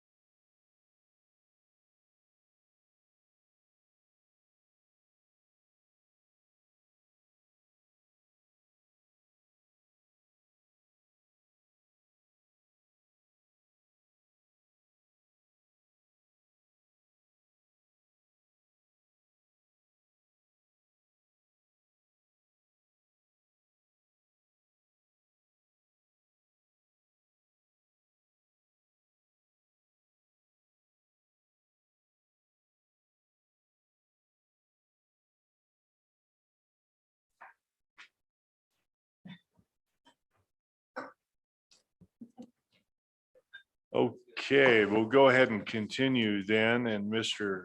Keefe, you'll go ahead and introduce yourself, your position for the committee. Thank you, Mr. Co-Chairman. I am Josh Keefe. I am the Economic Development Finance Manager at the Wyoming Business Council. I always like to say I'm kind of the banker on staff at the Business Council, and so I help in a variety of areas, especially particularly in the investments division now. And so helping with BRC that you heard about this morning, but also managing the loan portfolio that is at the Wyoming Business Council. And that is the subject of the next item on the agenda here, which is the annual report to the Joint Minerals Committee on or before July 15th of each year about the challenge loan program, and kind of an annual report, status update, those kind of things.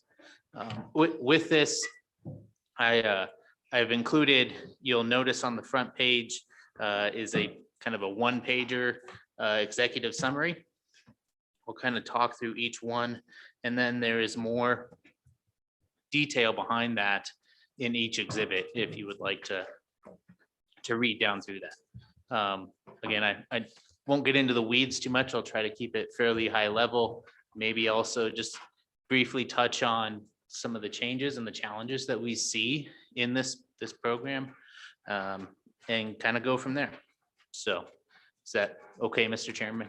Yep, I think it'll work fine. Yep. Okay. I'm very much interested in the challenges and what changes that we need to look at, but just, Thank you, Mr. Co-Chair. So in Exhibit A, I've included the rules. Basically, it's the loan policy of the Challenge Loan Program. We have a variety of programs all within that fund. One thing that's important to keep in mind, I think, is that that fund is not reappropriated every biennium. And so it is just a revolving loan fund that we received roughly $10 million back in 1998 when the Business Council started, and have had to grow that fund over the years. And I believe we're right up to about $23 million that is in that fund now. Most of that is spoken for, currently out in loans. We have 97 active loans on the books right now for about $16.5 million at the moment. With that, you'll see Exhibit A is the loan policy. Exhibit B is a summary of what happened in calendar year 2020. Even through the COVID and the business relief programs that the Business Council was tasked with, I still did close 37 loans last year, all in Goshen County. Those were an economic disaster declaration when the irrigation canal collapsed in Goshen County. And so that was one area. We did not do a loan directly to the GID, to the Goshen Irrigation District. That was through SLIB. So these loans went directly to the producers and in helping them because they obviously came from irrigated land to then became dry land farmers overnight. And so in the process of doing those 37 loans, what we ended up doing was I worked with the local Farm Services Agency, worked with the UW Research Center to determine the average yield of a ton of hay over the last 5 years in Goshen County. Now, obviously, some of them yield more than that and some yield less. However, to get a standardized amount, we figured that out using historical data and then applied that to the number of acres that each producer had. And that was their eligible loan amount for that. We went through the usual process of talking to their local bankers as well. I underwrote every loan as well for risk to make sure that we are protected as much as we can be and make sure that they can cash flow and service the debt going forward, and kind of went from there. So so far, knock on wood, all of those loans are performing. Granted, we're just 1 year into the process, but they all in Goshen County have been performing as agreed thus far. So maybe before I move on, are there any questions specifically about that? You had Representative Western and Mr. Kocher. Mr. Chairman, you said that you wrote 37 loans. Did I hear that number correctly? For the economic disaster loans? Mr. Co-Chairman, Representative Weston, yes, sir. Mr. Chairman, were those loans collateralized, or are they unsecured, or were they Cov Light loans, or how were those loans structured? Mr. Co-Chair, Representative Western, what those are is we take a lien on the crop that was harvested that year. There is a fine balance between trying to have something as collateral, but not interfering, with the ongoing operations of the farm. And so we take a very specific lien on that crop. However, obviously, after that first year has gone by, they basically become unsecured loans after that. So. Okay, Mr. Kocher. Thank you, Mr. Chairman. What's the term on these loans? They're pretty short term? Mr. Co-Chair, these are 10-year loans. The first year is interest only. And that tries to give the producer a chance to kind of build up their cash reserves again for a year. And then it fully amortizes over the next 9 years, and their annual payments due on January 1st of each year. Okay. Thank you. Exhibit C is the annual examination of the loan portfolio by the banking division through the Department of Audit. All of these loans are subject to being examined just like private bankers do. And so that exam happened in March of this year. I will tell you happily that there were no technical exceptions or any material findings of any kind on any of the 97, I believe, sorry, I'll back that up. They examined about 45 of the loans in the loan portfolio. And so there were no document exceptions. All of the loans are being administered and serviced in compliance with standard, even private industry banking loan portfolio management with that. So if there are any questions on that process, or I'd be happy to answer. Good, Representative Bear. Thank you, Mr. Chairman. Yeah, when you say that the audit met industry standards, the 1.6% write-off, is that an industry standard? How does that fall into the industry standard as far as banking is concerned? Mr. Keefe. Mr. Co-Chair, Representative Bear. So in the 1.6 at the bottom there on that front page is the cumulative loan portfolio performance. Just to make sure we didn't charge off that last year. But I think, and I'm assuming things here, I mean, for those maybe that don't know, I worked in the private banking world for 9 years as a loan officer before doing this job. We had a loan loss less than that at the institution that I worked at. I believe by and large, the industry standard is less than the 1.6%. However, I will tell you, even within my previous experience, depending on the industry that we lent in, we would reserve more money, and we typically had higher losses in specific industries than we did in others.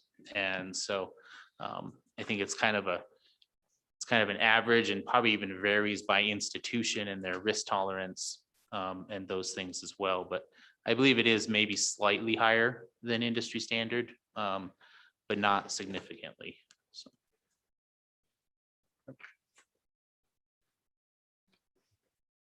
Right, Mr. Co-Chair. Mr. Chairman, I have a question on page 3 there. That natural gas fueling infrastructure loan, it says they've sustained losses for the prior 5 years. Is that just the natural gas fueling stations, or is that their enterprise that has 5 years. I'm assuming that that fueling station is tied in with something else, maybe a quick shop or something. Mr. Co-Chair, Mr. Co-Chair, that in specific reference to the natural gas fueling station, we have done one of those loans ever in the history of that program. They have yet to be in the black, I guess, if you will, with that project. However, we do have personal guarantees on that loan from the principals. And so they do have cash flow. However, it's not in the positive necessarily, but the principals are making the payments as planned and are performing accordingly. But that is always that is one of the loans in the portfolio that is that we do track more closely and watch on a regular basis. So I don't know, Senator Rothfuss would have the same history that I do on this. Was 8 years ago, natural gas vehicles were all the rage. And the Wyoming legislature, through this minerals committee, pushed forward an initiative to encourage the investment in the infrastructure to be able to utilize natural gas. And as we now know, it's shifted more to electrical cars. And so as we look at programs that maybe we would, I mean, obviously the loan stays to be finished up, but the programs to clean off the books, this may be one of those. Yeah, go ahead, Senator Roberts. I think cleaning it off the books is one approach. The other would be to try and modernize it, to recognize that hydrogen fueling or electrical vehicle fueling might be a potential use of this that would have interest in development, community, industry, and business. So I do think it's something we need to take a look at, though, because I don't think that statute as written is going to be used really particularly useful right now. So either modernize or delete, probably. But go ahead, Senator Cooper. Did you have? Thank you, Mr. Chair.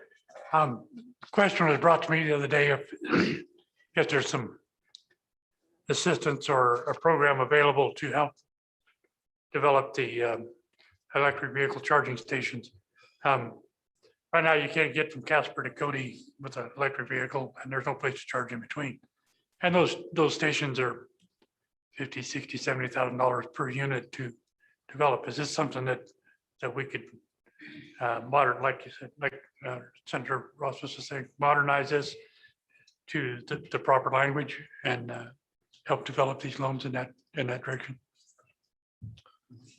Yeah, and so the answer to that is yes. I mean, the challenge loan was set up where you have, and as Mr. Keefe didn't, as he delicately danced around, there are loans that wouldn't otherwise be given because of an economic disaster, or because there's a challenge associated with new technology, which means you can miss, like natural gas refilling stations. And that's why the program exists. And so discussions and big ideas are supposed to be part of this. Mr. Chairman? Yeah.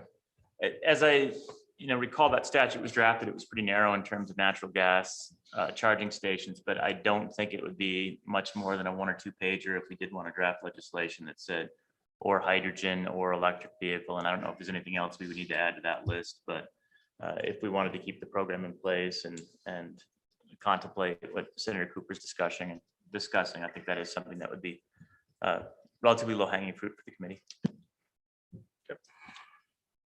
Go ahead, Mr. Keefe. Right, thank you. And then Exhibit D, there's kind of a master report down there. So you'll see that we've made or participated 268 loans since the inception of the Business Council. Total loans, which means including the piece from the bank or the private institution that we work with, is just over $75 million. And the state's portion of that in loans has been about $36.8 million of that over the last 20 years. Interest collected in the last 20 fiscal years is just under $5.1 million. And then, I have the estimated jobs down there. That was one thing on the PowerPoint slide, with this program, it really is designed to be a financial incentive, not necessarily a job creation program. And so it's a financial incentive to try and spur projects or expansions that typically maybe kind of on the fringe or a little bit on edge of whether a bank wants to say yes or no. And so if they can have us come into the fold and help mitigate some of that risk, then we can spur some projects around the state that maybe wouldn't be able to be totally done privately. And then as Representative Bear touched on earlier, you can see over the last 20 fiscal years, we've charged off 15 loans for just over $575,000, or about 1.6% of the total amount of money that we've lent out. So net, when you do it between the interest that we've earned at just under 5.1 million over the 20 years, and we've charged off just under $600,000 of that. I think we've done fairly well over the last 20 years. Obviously, I would like to do more, but that is a challenge right now, given the interest rate environment that we're living in. I've been explaining this. I talked to an economic developer up in Park County, again, talking about various projects and walking through the options with them, and said that, the best that I can do on an interest rate for a challenge loan is 4%. But given the interest rate environment at the moment, that maybe isn't that big of an incentive.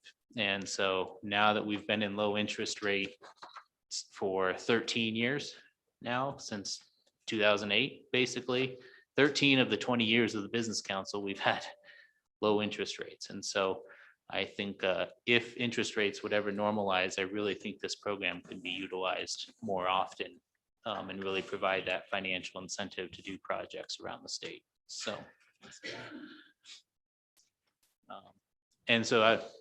with that, I'll turn it back to you, Mr. Co-Chair. I have some other comments as well, but I'll field any questions relating to that if people would like. So. Representative Gray. Thank you, Mr. Chairman. So in terms of this review and improving the statute, one of the things that comes to mind here, you did cite the statute. I mean, why are we only doing this for the challenge loan program? I guess the answer is that that's the only thing the statute requires. But is there a reason why this is the only one that has this report and the risk analysis? And I mean, even if the statute didn't require it, why wouldn't you do it on your own anyway on the other programs? Is it just cost related? Mr. Co-Chair, Representative Gray. So I guess I can just speak for myself. I mean, I do perform an annual review on all the loans that we have in the portfolio. I do check on them. And I would like to have that information at my fingertips should one of you or any other member of the legislature ask for it. And so I think, I guess to me, I feel like it's just part of doing business and the annual report to you guys to make sure that you know where your money is being spent and how it's being spent, and the risks associated with that. So Chairman, could I follow up? Sure. Thank you, Mr. Chairman. So you have a number of other programs, right? I mean, we established that in the memo. Why are we only zeroing? Is this the only one that statutorily you're required to report to us on in this way? I'm just wondering why this doesn't have everything in it, this report. It's just challenge loan, right? This is all we've been talking about here. Is it just because the way the statute's worded? Mr. Co-Chair, Mr. Representative Gray, I guess I would say yes, because this specifically just names the challenge loan that I have to report to you on or before July 15th each year. So I think it is heavily just due to the statute wording. I mean, I know obviously we have 50 some programs at the Business Council, but I think that when it comes specifically to the challenge loan fund, and the fund is called the challenge loan, but obviously we have economic disaster comes out of that, bank participation loans come out of that, natural gas fueling infrastructure comes out of that. There are a number of other programs all within that one fund, and that's why the scope of the audit as well covers those other programs in addition to all of those that fall under the challenge loan fund and partnership statute. So what are the other, so we got BRC loans. What are the other large buckets of loans that the business council does? Mr. Co-Chair, so we have,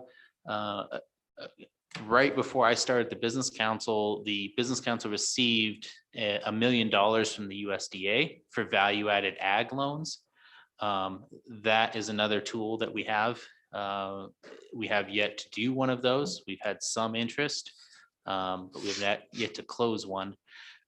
We also, as you saw last year, large loan, the large project loan fund got kind of switched over to the business council now going forward. And so that is another one that will have to be reported on each year. I believe, and I'm not, please don't quote me on this, but I believe it is a PPI program. And so there will be reporting required to the legislature as part of that as well. And then the BRC loan funds. Main Street loans also fall in the challenge loan program as well. And so. So just following up on Representative Gray's line of thinking is really be a report on the BRC loans would capture 99% of the rest of the reported, or the activity that doesn't fall under this report. Mr. Co-Chair, that's correct. Yes.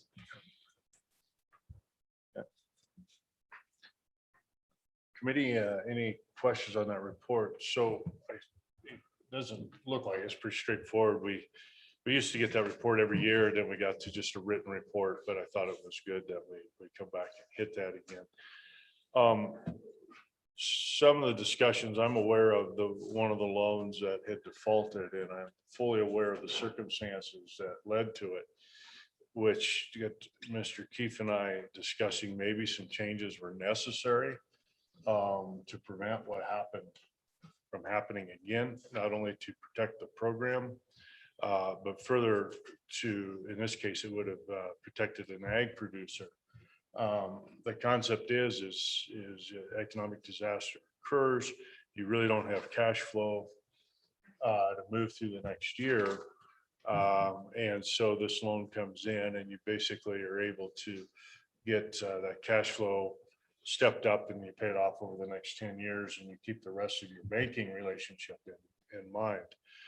The scenario that was disturbing to me, so I learned the facts, was that the challenge loan was issued. Bank took the funds, applied it to other debt, and then went forward with foreclosure. And so I believe that the proper approach on this and for discussion would be something along the lines that if the state of Wyoming's coming in under this economic disaster loan program to assist and keep a producer or a small business, that applies to more, viable to help them through that particular issue, and it otherwise qualifies, and there are lots of checks and balances there, that the underlying bank should at least agree that they won't take any action for a period of time. So Mr. Keefe, you and I talked about this 18 months ago, probably. But what are your thoughts on that? Thank you, Mr. Co-Chair. Yeah, as the good chairman described, that's exactly what happened. We came in, we're called on for economic disaster situation. The board approved it. We closed the loan, and the funds went to the financial institution, just like was planned. That was fine. However, the financial institution then decided not to renew the operating line for that producer the next year. And so therefore, basically saddling that producer with that debt and no way to buy seed or anything like that to replant for the next year. And so that was something, again, like I said, coming from the private world before this was something that made me not very happy with that institution. And so brought it to the chairman's attention and felt that there was maybe something that we could do to put more teeth, if you will, into it, so that we don't, pay off the bank's debt, and then we're kind of left holding the bag after that. So. Go ahead, Representative. Thank you, Mr. Chairman. So not to get into details or anything, but what about a situation, and I would guess this would have to be vetted by you before you would approve this loan. I'm just playing devil's advocate. What if this is a producer who's constantly having issues? So maybe we shouldn't approve this person, and that's why the bank refuses to go ahead and renew. So can we see something like that happening? And so would that mean that we shouldn't give them this economic disaster loan, even though we would look terrible? But in that situation, could that possibly be a situation? Or I'm just trying to see all sides. Sure.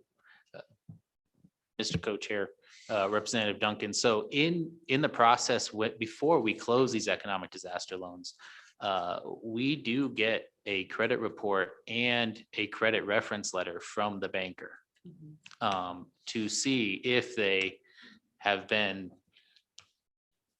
a problem loan up until this point. And so,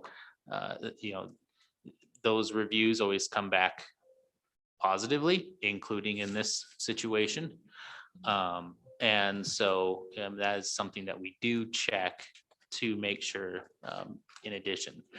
In the past, we have asked for other things to try and help mitigate the risk. So perhaps I will tell you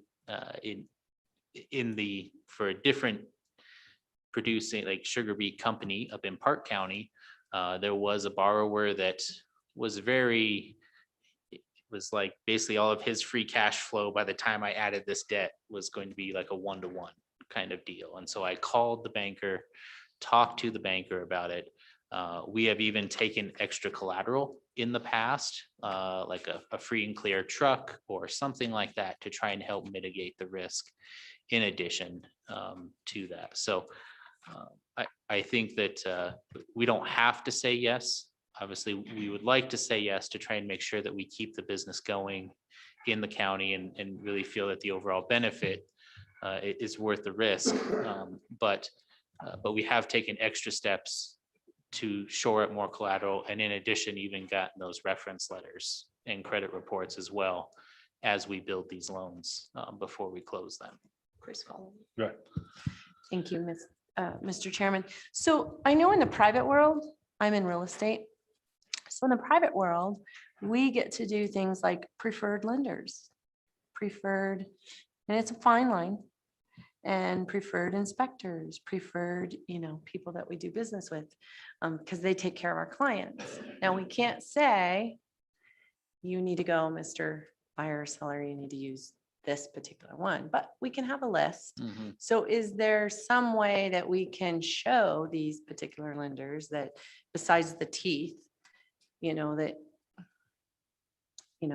there are some preferred versus not preferred? Or can the borrower actually go to a different person or lender or institution, a more preferred one? Is there anything like that we can or cannot do? Because we are government versus private. I don't know, besides just the teeth, is there other incentives that we can do as, because you are quasi-government? Mr. Co-Chair, Representative Duncan, it I don't want to get is, you in trouble. is challenging, yes, because trust me, I field a lot of phone calls and people will say, hey, I want to start this business in so-and-so community. What bank do you recommend? And every time I say, I am not going to recommend a bank, I will give you a list of the banks in that community. And you know, and knowing, again, coming from the experience of the private world, knowing which banks handle certain industries or certain types of situations, I can maybe prioritize that list for them, but I don't. I try to stay away from the preferred lender thing or anything like that, just so that we're not perceived as directing business towards one entity over another kind of thing. So. Okay. You go ahead, Representative Burkhart. Thank you, Mr. Chairman. Just a very quick question. Mr. Keefe, when you consider these loans, do you take into consideration the existence of crop insurance or similar backup? Mr. Co-Chair, Representative Burkhart, yes, we do. We do ask them if they do have crop insurance on that. The struggle typically becomes is in the coming years going forward, to not interfere again with that banking relationship that they have. We keep our lien and our collateral to the year that we originate the loan for that crop. And so. Okay, we've got about a half an hour. And what I want to do is what I was hoping we would spend a little more time on is hit some of these programs, some changes that you're thinking that'll make these more effective, what we need to do. And just try to punch through these because to the extent that the committee may decide to have draft bills done, I would like to do so at the first meeting so we can work them hard the second meeting. So Mr. Keefe, I mean, I didn't sit here and run the show all day long, but we're supposed to be here listening to you. All right, thank you, Mr. Co-Chair. So as you've heard CEO Darrell talk about earlier, we've been really revamping or working our programs to make them more usable and more streamlined. You know, change to market conditions to make sure our products are changing along with them. I will just kind of start right at the top.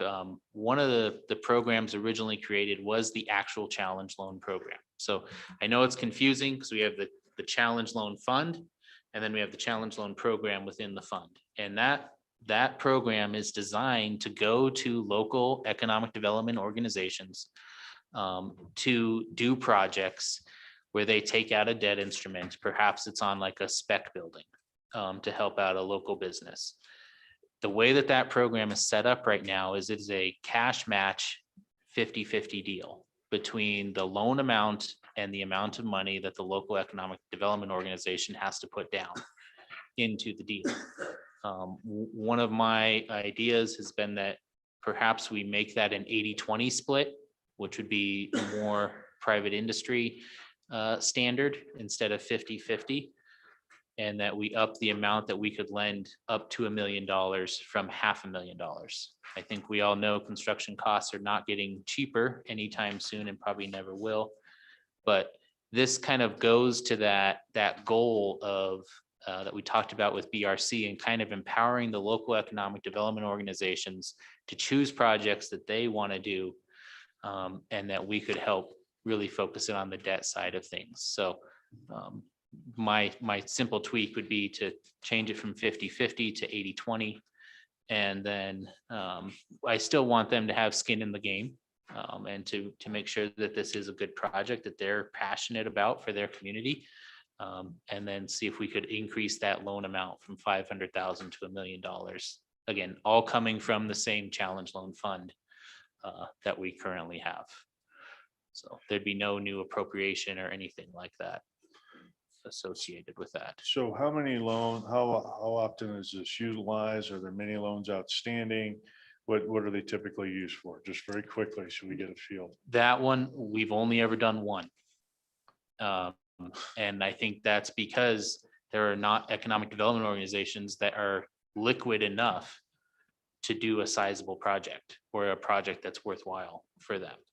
And so my goal is that if we can change that balance from 50-50 to 80-20, that they could get a project done easier instead of devoting a lot of cash into a project that I think really acts as a drain on their organization. And if I was them, I wouldn't want to do that either. Okay, I can't see what the loans are typically used for because there's only been one. So Correct. Representative Western, you had a question? Thank you, Mr. Chairman. So I certainly appreciate the 80-20 LTV structure. It's just much more friendly, especially if you're the borrower. In this kind of instance, would there be a second or third place mortgage from a private institution, like a local community bank for type of project, whether it be whatever the idea is that something that could help make this more attractive? That certainly would help spread the risk across multiple lenders. Sure. Mr. Co-Chairman, Representative Western. So the way that fund and the way that the statute is written specifically, we would have a first position on that collateral. It really is one of the challenges a lot of times that economic development agencies face in trying to private finance things is that a lot of times if it is a joint powers board or if it is a board of directors, there are no personal guarantees on that deal. And so a lot of banks are not interested in doing those types of things. And so with this one, we would be in sole first position trying to do projects that could and rely on things like lease income if they built a spec building or something like that to repay us back. So Any more on that? We can just try to roll down through some programs, get some ideas on the table here. Your thoughts? Sure. So there's a couple of other items. Another challenge that we see a lot is succession planning and succession financing, those things. I will tell you, there are a number of customers that I would have that this gentleman or lady ran this business for a number of years and are ready to retire and would like to hand down or sell the business to, a lot of times it's their shop manager or their floor manager or somebody that has been working for them for a long time, knows the ins and outs of the business, and could run it in their place. The struggle becomes that is something to finance in the private world is next to impossible, because a lot of times we know that the value of a business can't be collateralized necessarily. And so, a lot of times I will give you an example. I had a customer welding and machine shop. The purchase price was $250,000 to buy the business. The collateral was worth 100. And so that $150,000 of blue sky, the bank didn't do it. And that business shut down. And so those 27 employees that worked at that specific business had to go find employment somewhere else.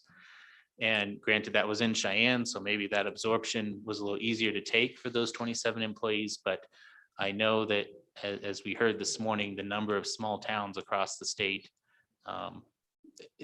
it's hard for that absorption to happen again, even if it's a handful of employees to find employment as well. And so my idea is that I would like to try and create a program where we could help succession financing to get deals done. Now, whether that's in conjunction with a bank or not, going to Representative Western's point about, do we take a second on the blue sky portion and we let the bank finance the collateral part?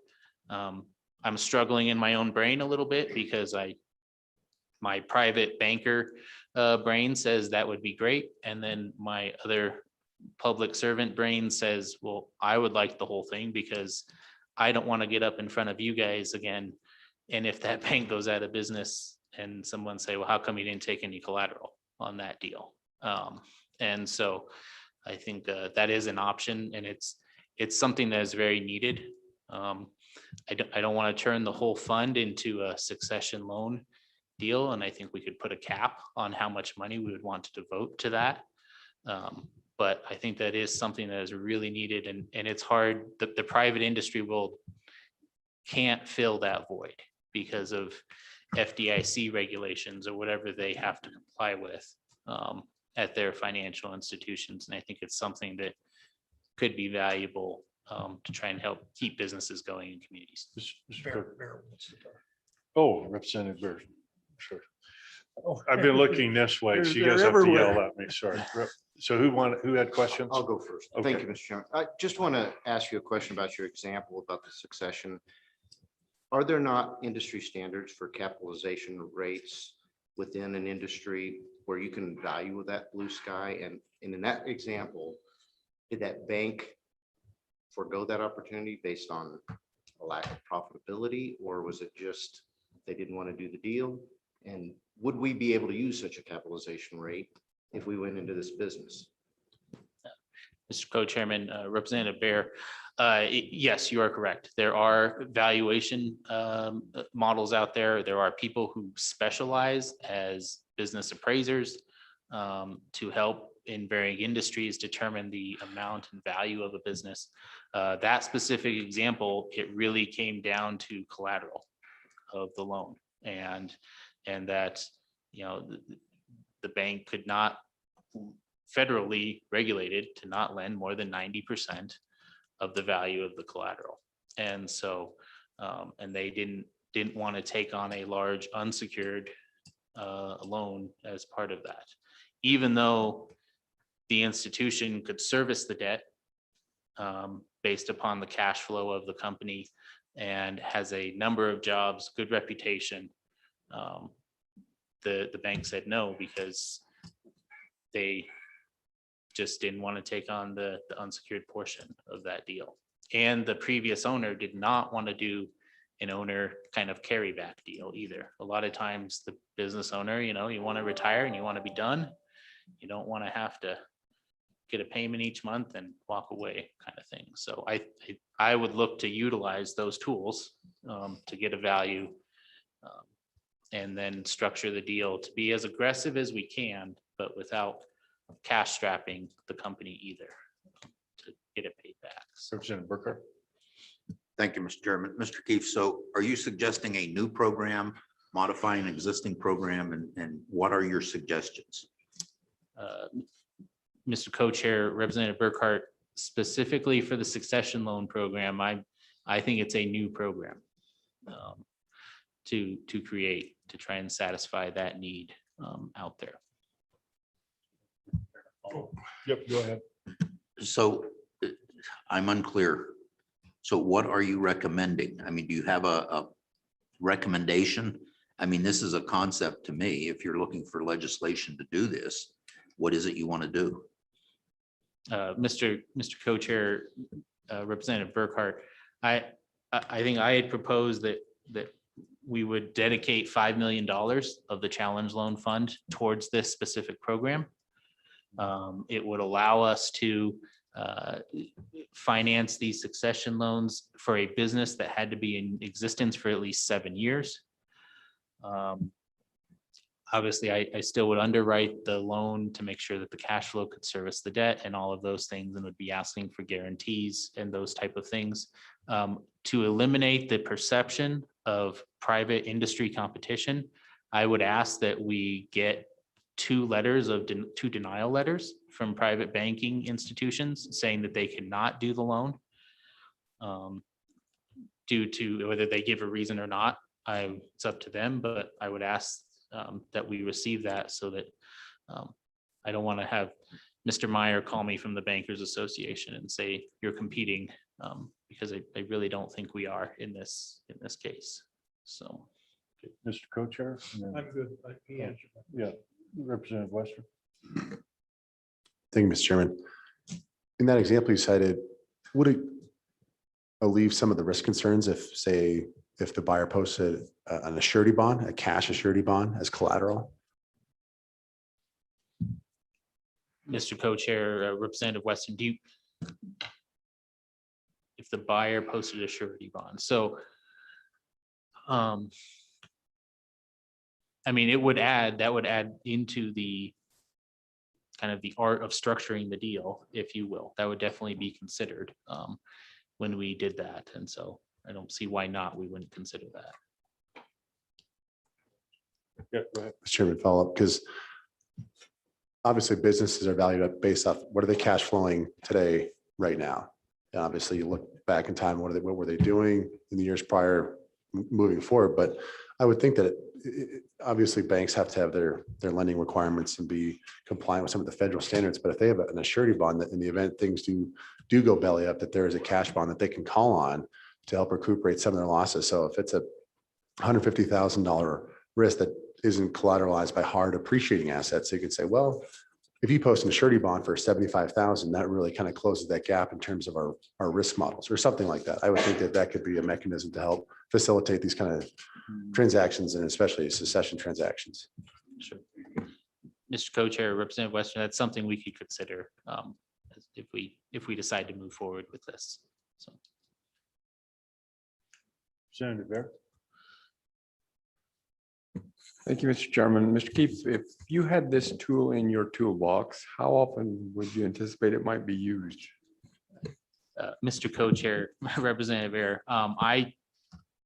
again, I'm just assuming things, but I suspect that it would be very popular. I will tell you, I sit on the state SBA 504 board as well. And every year we gather bankers, and a lot of times will present at the state banking convention to talk about things and meet with bankers from all over the state. And it is a common problem that they all have.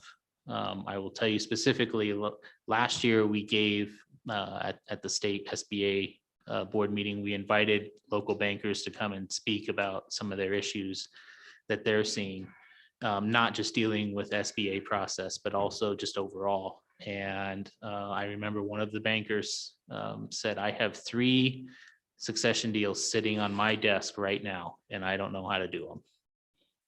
And so all to good borrowers, that profitable businesses, people with experience, that he just doesn't know what to do with them. Okay, I think, we're gonna flesh a little bit more of this out, and, we've got 2 more meeting dates this interim to go through them. One of the things, though, as you think about this, and as we think about it, I would also like to explore the option of guarantees on the blue sky component of a succession loan, which then mathematically you ought to be able to leverage 5 million into more. So just keep that concept in mind. In that way, then you have cooperation with a local bank, which I think is critical for a small business. So just keep that in mind. Okay, any other ideas you have? One other one, the same thing. One thing, this one is not as popular as, I don't want to say popular, but doesn't happen as often as the succession one, is contract lending. I will give you a specific example. Had a lady out of Wheatland who received a federal contract to provide furniture, desks at the Air Force Academy, and it was a $500,000 contract. She needed $150,000 to buy the material. Did not have the liquidity to do that, and was wondering what her options were. Again, it's not as popular, but I think that it is something that we could offer to help them purchase those raw materials up front. She would put in the labor and all of that, put in the installation. We take an assignment of the contract as our collateral. And so that way, when the check comes, it comes to the business council, we pay off the loan, and she walks away with the rest. And so that is one other idea. Again, I don't get calls about that type of situation as often as succession planning, but it does happen. If I had to put a number on it, maybe once every couple months, I get one of those calls to figure out how to do that. Same situation with the private industry. Very few banks. I will tell you, in my 9 years of being a banker, I did one contract loan. And it was the bank's policy that we do not do contract lending. Because same collateral issue. It was not viewed as a hard and fast asset that we could go capture if that went awry, kind of thing. With that one, I don't want to devote a whole lot of money to it. I was thinking maybe $1 million to kind of set aside for that one. Same thing, 2 denial letters from banks, so that we're not competing, and kind of go from there. So. What about bridge financing? So, Mr. Co-Chair, we have 2 programs that are very similar to each other. We have the bridge loan program, which is very confusing to the bankers, because typically bridge financing is 12 months or less. I kind of get the idea when the statute was written that they get the incentivized interest rate for 5 years, and then it goes to match the bank's rate after that in that program. What I had proposed was that we combine that program and consolidate, as Representative Gray alluded to earlier, consolidate that with the guaranteed loan participation program, where as it sits right now, the maximum amount that we could ever participate in a loan is 50% in those 2 programs. And that's only if there was a federal guarantee, an SBA or a USDA guarantee on the loan from the bank. My suggestion is that I would like to kind of eliminate the guarantee loan participation program and rename the bridge loan program to the 50-50 program, where we could participate up to 50% of a loan of project costs, is what I should say, 50% of project costs not to exceed $2.5 million. The reason that I picked 2.5 million, and you may be asking why 2.5, is because many community banks, who are 99% of our financial institutions that we work with, cannot do a loan and hold it in-house over $5 million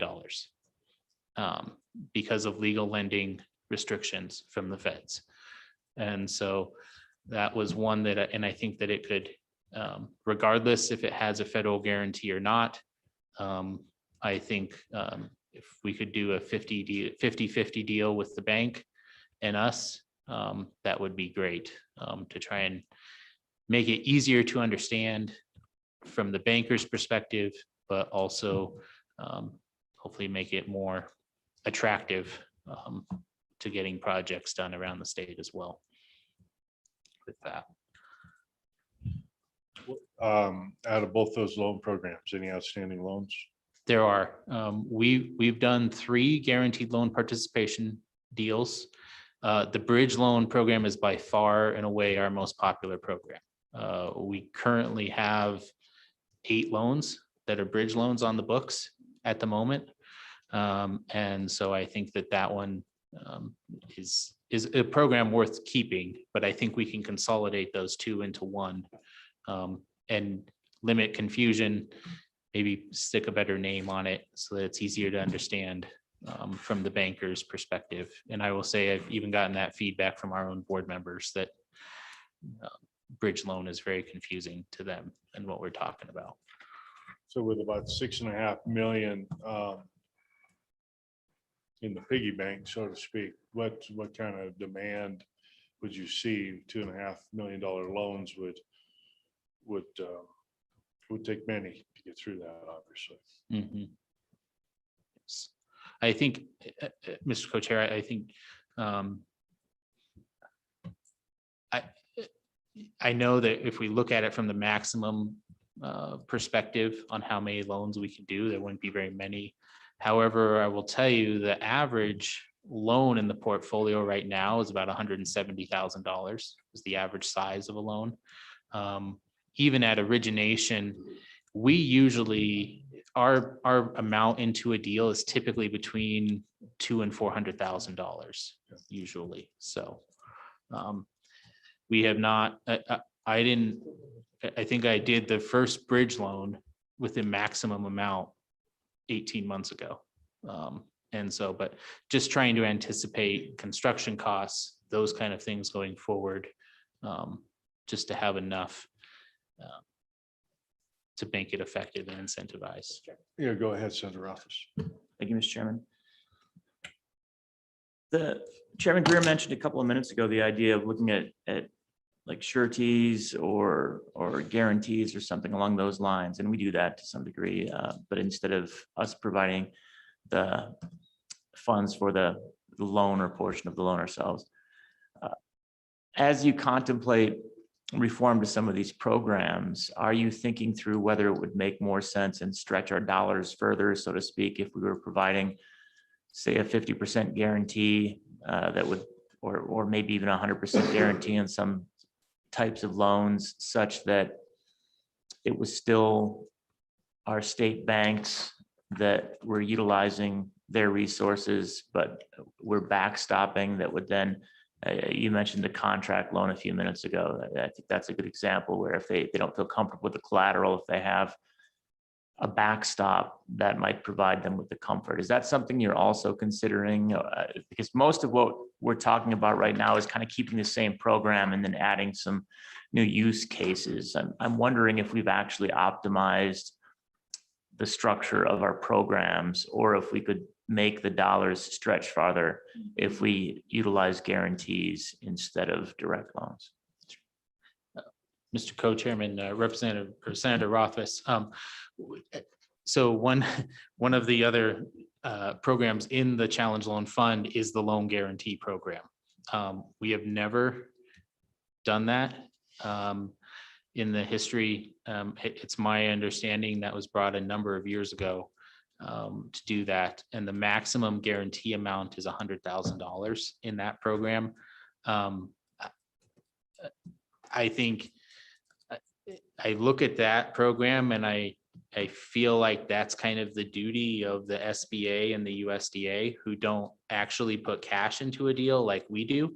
They are that backstop. And so I kind of feel like if they, I don't want to duplicate duties here or compete with them in any fashion, but I think one of my suggestions was not to throw this in the face of your suggestion just now, but I was to eliminate that program because it's never been utilized. And I think that there are other players out there that are satisfying that niche in the market of guaranteeing loans. And one of the things in the statute for the Challenge Loan Program is that we have to earn a minimum of 3% on every deal that we do.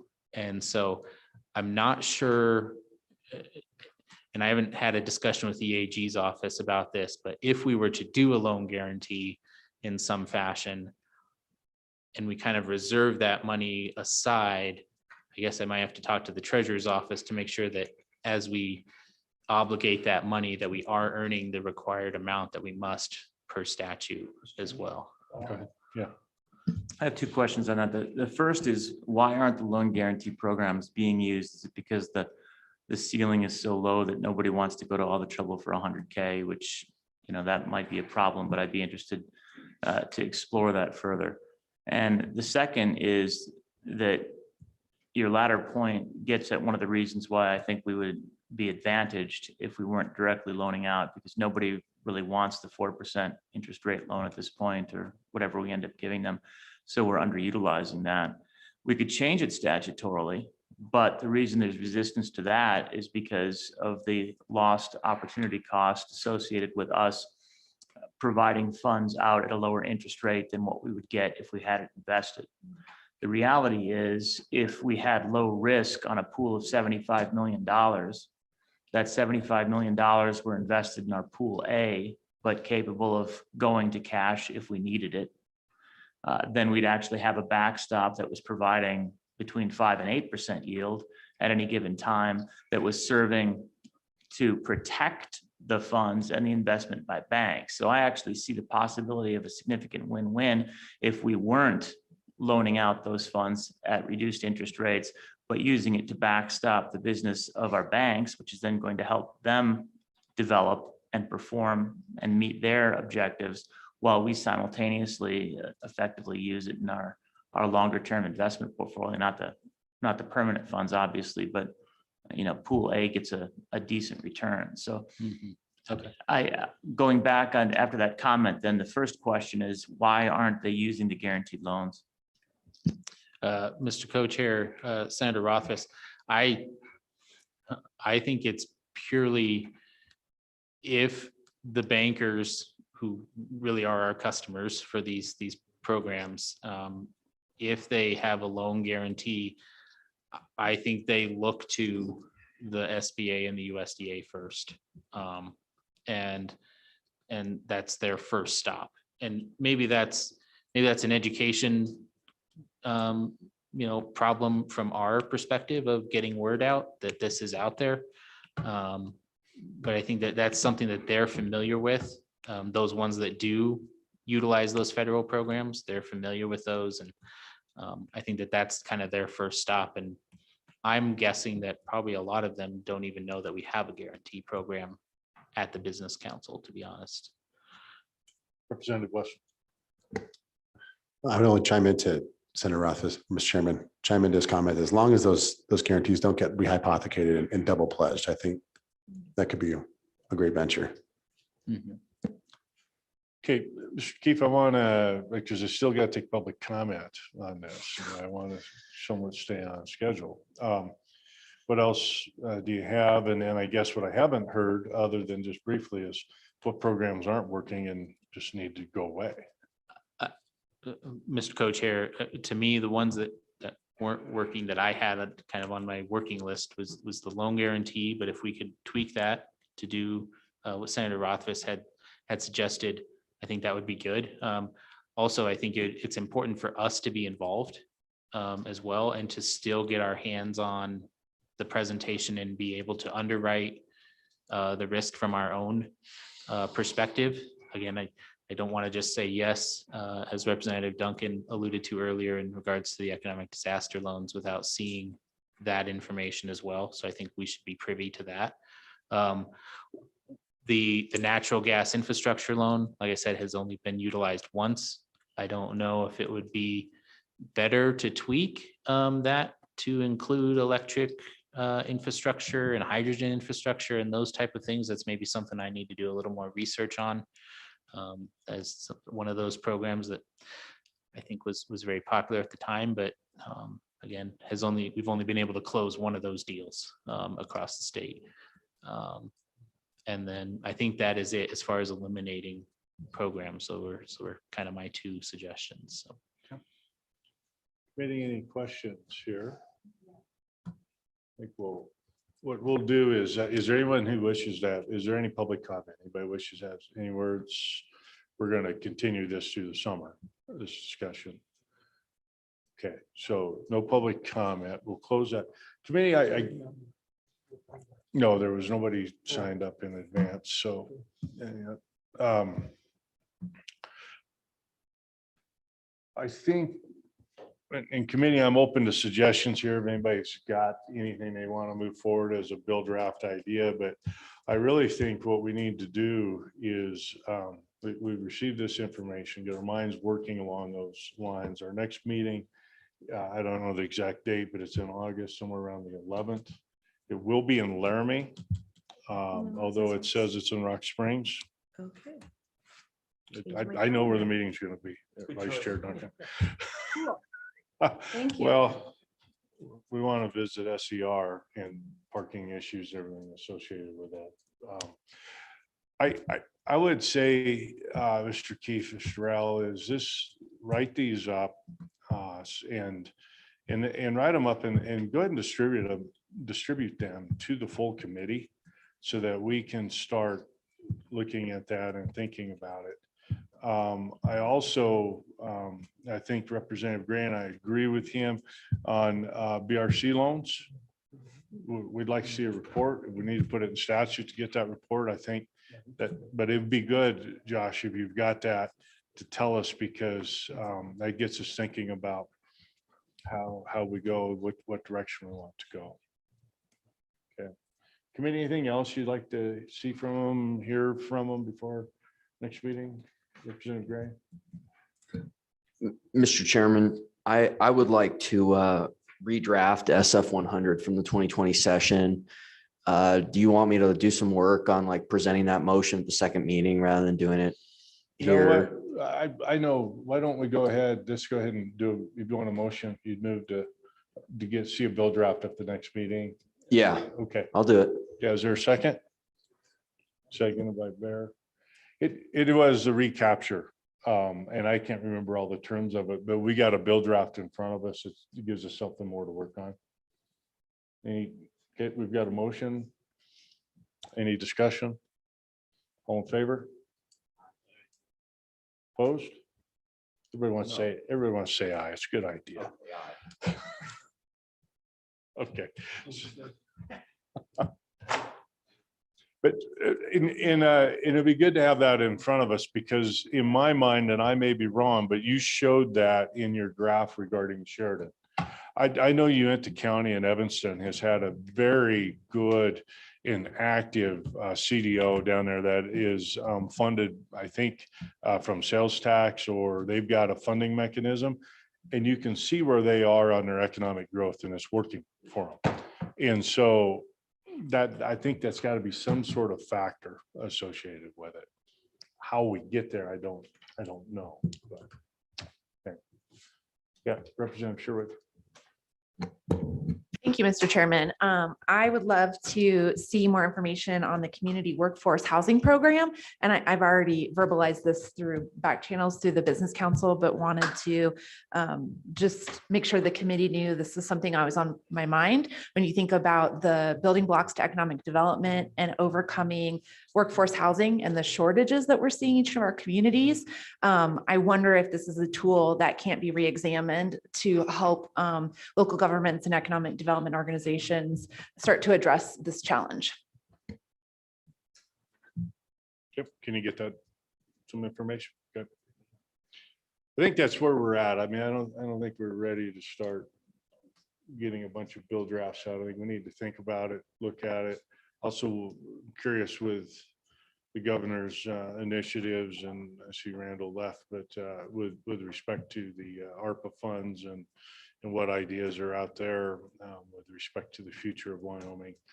A lot of issues to address. So, all right. With that, we're really right about on time, 12 noon. Thank you. I think we'll spend a little more time on some harder questions and some nuts and bolts at the next meeting. So, okay. Thank you. And with that, let's go ahead and recess for an hour. Let's go an hour and 15 minutes. It just, if we go down to the Derrick, it takes a little bit longer to eat. So we'll come back in at 1:15 and we'll take up the next item, which I believe is our dealing with the Wyoming Energy Authority and trying to get educated on bonds. So, yeah.